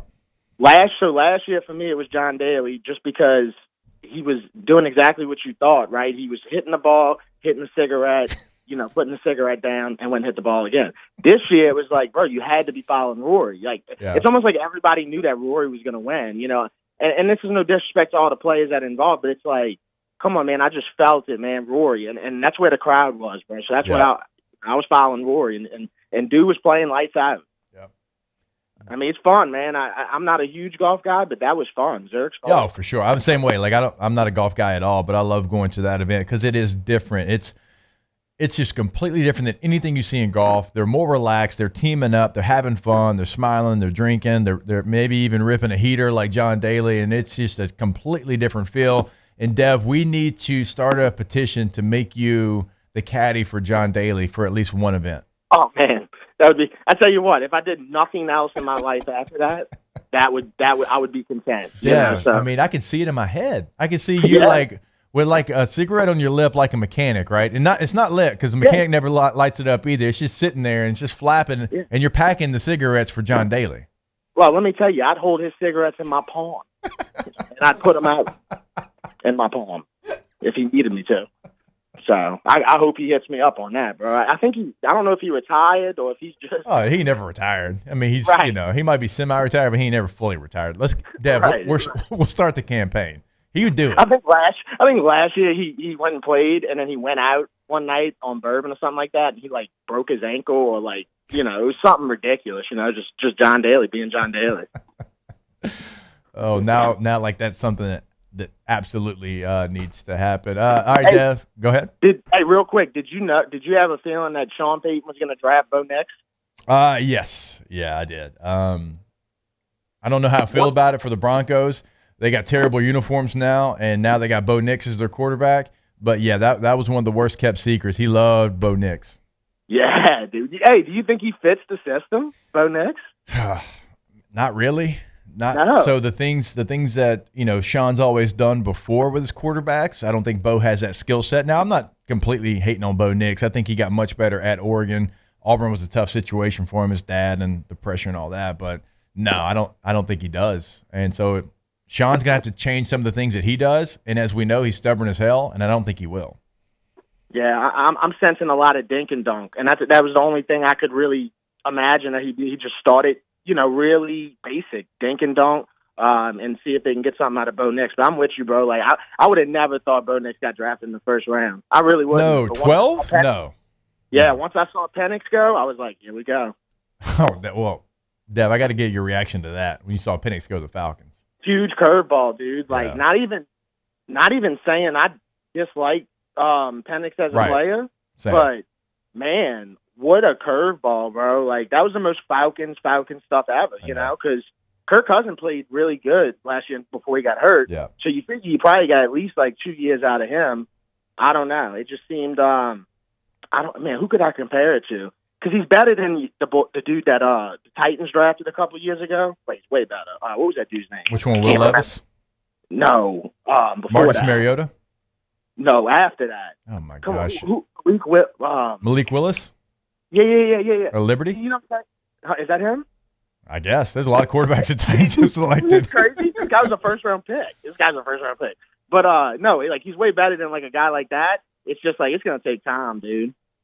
Yeah. Interesting pick to say the least, but as someone who talks Saints all the time and we root for the Saints, Happy thank for you. him. Yeah. For not going to get Dallas Turner to sack Derek Carr. Go get him, Falcons. Yeah. Go get him. All right, Dev, it is Monday, so what you got coming up? Do we know yet? I mean, out there watching the Zurich, and so you had some fun this weekend, but always ready to go. And I agree with the chat. You might miss a Monday if you ever caddied for John Daly, but you didn't get that done, so we know you're going out here this Monday. Any idea where we're going? No, I don't know yet, but I'm gonna tell you, if I ever did anything with John Daly like that, I'm telling you, I cook red beans in the hotel room. You know what I'm saying? Whatever. That was one of the best ideas I've ever heard. I don't know where John Daly even lives, but I think he's Arkansas. Damn. Okay. Yeah, and so not that far. Yeah. Well, it is kind of it's like 8 hours, man. Isn't Arkansas? Crazy I know that y'all think Arkansas is like 7 states away when you're from South Louisiana. It's not that far. You can get to Arkansas about 4.5 hours from here, from Baton Rouge. I got a lot of love for Arkansas. It's where I evacuated after Katrina. Batesville, Arkansas, home of Mark Martin, and that's in North Arkansas. Great place. Wait, God, we don't have the time today. How long did you spend in Arkansas? A year. And Okay. I'm telling you, bro, it was awesome. I am You know what I'm starring that. We're coming back. Hey, next week we're coming back to that conversation. All right, we will. All right, y'all take care. All right, there he is, our guy Devin Snow. Hold the Mayo, good enough to join us every single Monday here. I have to hear tales of Devin Snow living in northern Arkansas. Like, I feel like that is going to be gold. I have to hear those stories. All right, we are going to take a break. More OTB when we come back here on 104.5 ESPN Baton Rouge. Off the Bench with Hester and T-Bob. All right, I want to tell you about our friends over at Coleman Roofing and Construction. Any job you need done, commercial, residential, they can handle it. Anything your roof is going through, they can fix it. But the best part about them is they are a one-stop shop. And oftentimes we throw that term out there, and it's like, yeah, sure, just throw a blanket on it, one-stop shop. No, they actually really are. Because let's say, and this morning here in the Baton Rouge area, like a ton of rain, right? Some bad weather. let's say that your roof gets damaged and you have a leak. Well, Coleman can actually certainly fix the leak on your roof and get it patched up, ready to go. But if you have damage in your home because of that leak, the construction part of Coleman Roofing and Construction, they can come in and they can fix that as well. So they truly are a one-stop shop. They can do it all for you. You can find all that information. ColemanRoof.com is that website. Find that contact information for your area. Again, ColemanRoof.com. In times of need, get a full list of phone numbers, websites, and other important emergency information on the Demco Stormwatch page at 1045ESPN.com.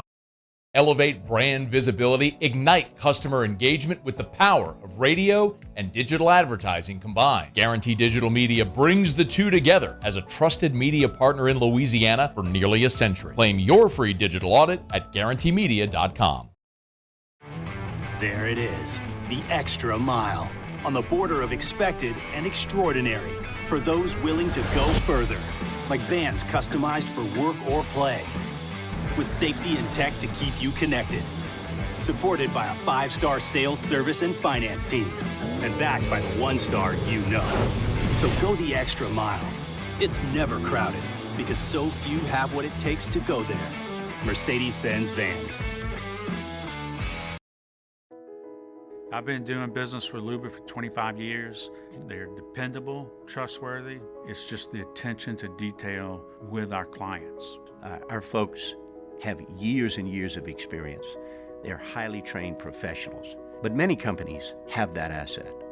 What I'd like to think makes Luba a bit different is that we use those talents in a way that truly is dedicated to serving the needs of the folks who depend on us. Yo, Jake here from my friends over at Community Steel Company located in Gonzales, Louisiana.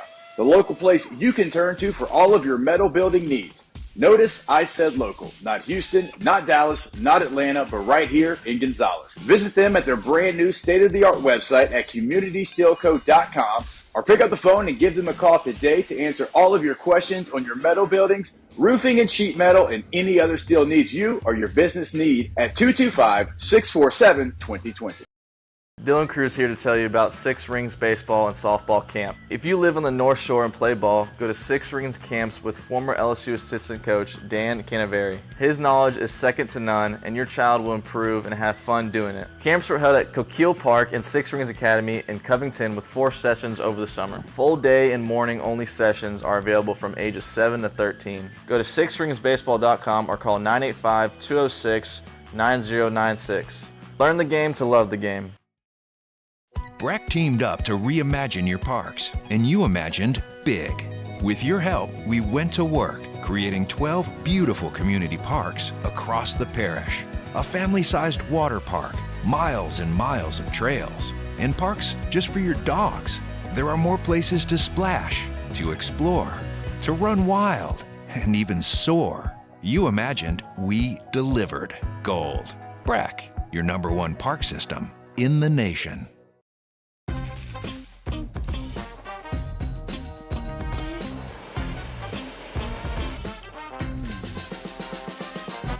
Muscota invite you to join us for Monday's AFR, presented by Relief Windows. We're recapping the NFL Draft, the Saints Haul, and where the Tigers went, and LSU, Auburn, and baseball. Join us for Monday's AFR, 3 to 6, 104.5 ESPN, Baton Rouge.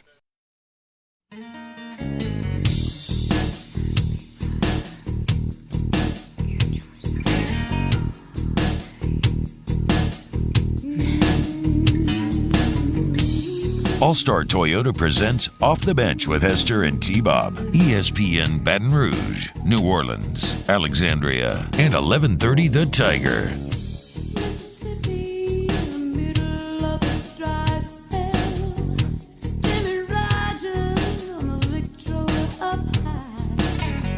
All right, welcome back in.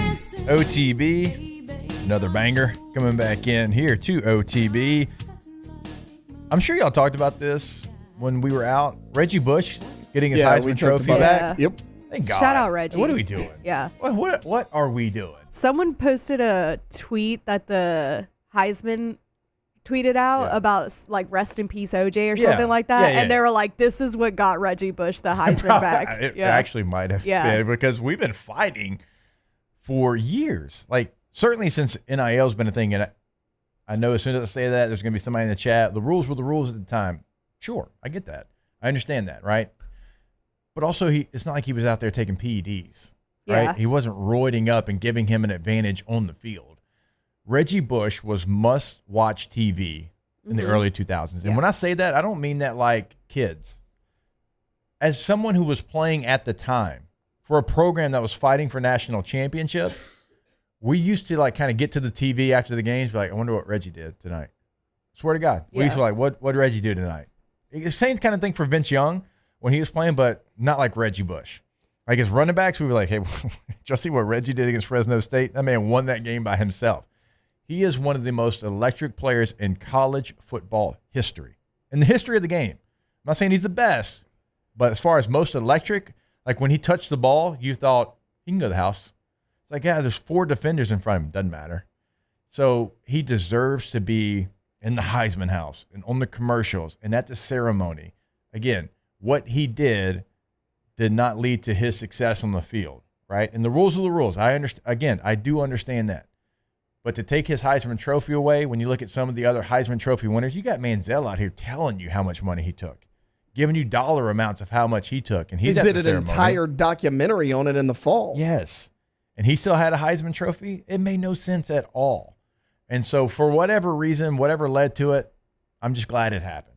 Well, we were talking about it the other day when I was hosting. Like, look, proven or unproven, like Cam Newton had controversy around him. Heisman Trophy, never said anything. And that was before they found that out, before he even won the Heisman. I mean, all of Reggie's stuff was after the fact. They still felt confident enough to give him the Heisman. And again, the OJ situation, I get it. Like, nobody batted an eye on that. You mentioned Johnny Manziel. It's like, I feel like it was one of those things where they're like, we have to make an example of someone. We're choosing Reggie Bush. And like, he's on the broadcast table for college football games. And he does a good job at it too, but it's like, he is still in the world of college football. And you had Manziel say, well, look, I'm going to boycott the Heisman ceremony. And not that anybody cares that Johnny Manziel's not going to go. But look, maybe that was just the tip of the iceberg. Maybe a couple other people were going to follow suit. And then, that's ultimately what did it. But Jake, when you were talking about, like, you guys were all sitting around the TV, like, waiting to see what he did, like, seeing his highlights. Look, I'm not very old. A lot of people like to point that out. I'm only 27. But I watch a lot of college football, and the toughest question anybody was to ask me is, who is the second best player you've ever seen play? And the reason that's the toughest is because there's no question about it. Reggie Bush is the best college football player I've ever seen. Running back, receiver, return man, don't care. There's no question about it. Like, it's not a real award if Reggie Bush doesn't have his Heisman. Now, y'all might not know this, not because of your age, but because y'all grew up fans of other teams. But I was a Saints fan because Reggie got drafted when I was still playing college football before I became a Chargers fan. And when they selected Reggie Bush, because the Texans were going Mario Williams, and I know Des pointing this out in the chat as well, like, that was the most excitement as a Saints fan that I can ever remember. And it was because of a draft choice. Now, he ended up being a good player, and then you go to the NFC Championship game against the Bears, and Reggie has so many plays within that season.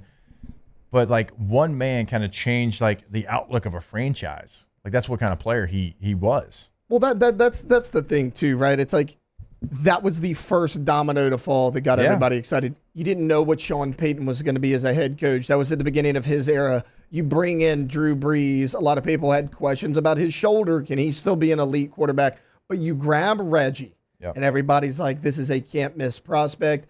This is the guy that's going to take us over the top. Now, nobody knew that Sean Payton was going to be as good as he is, or Drew Brees was going to have a Hall of Fame career. But, like, those three guys all coming in at the same time, and, like, Reggie kind of being the cherry on top of that. It's like, you were so stunned that they won the Super Bowl, but it's almost like, man, this was 4 years coming because we expected this when we drafted Reggie Bush, that this was a new era of Saints football. No, I remember that pick vividly. I remember there was a Sports Illustrated magazine in my library when I was in 5th grade, and it was Reggie Bush in a Texans uniform. It was put out a month before the Heisman. I wish I still had it. I bought it from the library after the Saints took him because I was like, oh, this is funny. Like, the Texans But yeah, like, it was like the next big thing in Houston, like the face of the franchise or whatever, and then the Saints wound up getting him, and that turned everything around. Now, Mario Williams ended up being a great player. He was excellent. He was a great NFL guy for a very long time. But the Saints needed, at that time, I mean, for the Saints franchise history, but also like after going through Hurricane Katrina and them playing in San Antonio and them playing in Tiger Stadium, and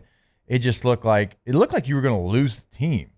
Like you thought maybe they were going to go to San Antonio. Like it looked bleak. Like it looked like the Saints didn't even have a future. And not only do you have the opportunity because the Texans decided to go edge rusher to select a player, but it brought this life back to the Saints and the fan base. And then you go out and then you become successful. NFC Championship game. Years later, you win a Super Bowl. So shout out to Reggie Bush. And finally, the Heisman Trophy is back with Reggie Bush. And so now he gets to be remembered in that group. We remembered him, but now officially he gets to go to all the ceremonies, commercials, do the whole deal. All right, we are going to take our last break of the show, put a bow on this edition of OTB when we come back here on 104.5 ESPN Baton Rouge. Off the Bench with Hester and T-Bob. I go to TrashRangersLLC.com. Trash Rangers of Louisiana, Ascension, Livingston. You have a choice. We wish we had the choice in EBR, but you have the choice. And the only choice is Trash Rangers. And you're probably seeing some of your neighbors with their cool red cans. That's because they've made the switch, and you should as well. If you want to sign up, if you want to find more information, there's a couple of ways to do it. You can go to that website, TrashRangersLLC.com. Actually, in the top left corner of that website, check out the 3,644 reviews, 4.7 out of 5, right? So you get the choice, and it's the only choice to make the move over to Trash Rangers and get that done today. When you go to that website, you can see the roll-off dumpsters that they have available. That's anywhere, right? That's any area that you can hear us talking about Trash Rangers. We're talking to you, but also sign up for that trash service, reliable weekly service, no hidden fees, weekly text reminders, TrashRangersLLC.com. Our listeners fire off their opinions on the JimsFirearms.net hotline at 499-1045. Keep listening for your next chance to shoot us your thoughts with the JimsFirearms.net hotline on 104.5 ESPN Baton Rouge. Gulf Coast Bank and Trust is giving our customers the power to bank anywhere, anytime during this challenging event. And we're right there with you. Our mobile banking app is a smart way to manage your money and time. Gulf Coast Bank and Trust, the bank that cares about you.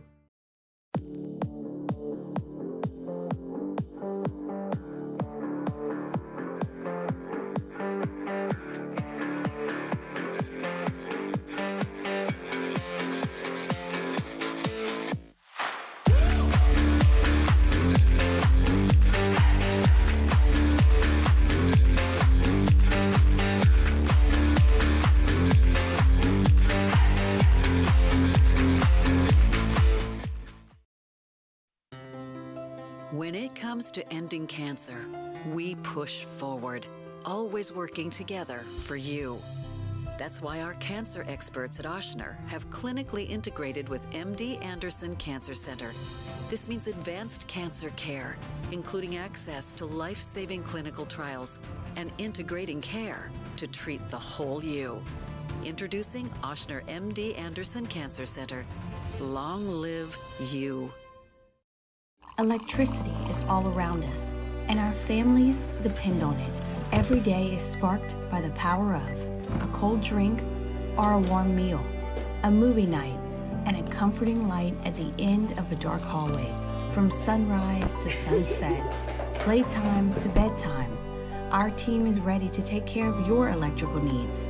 Even in the case of an after-hours emergency, the light in your life shines brighter with Mr. Electric.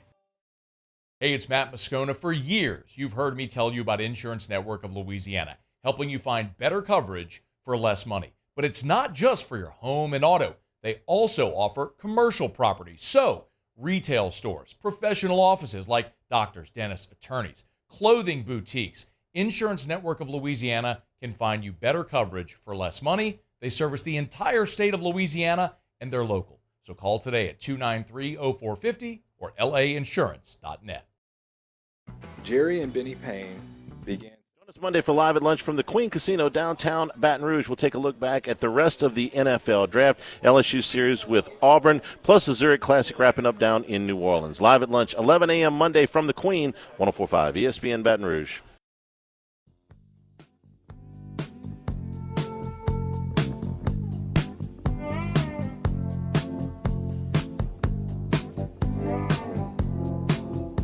All-Star Toyota presents Off the Bench with Hester and T-Bob. ESPN Baton Rouge, New Orleans, Alexandria, and 1130 The Tiger.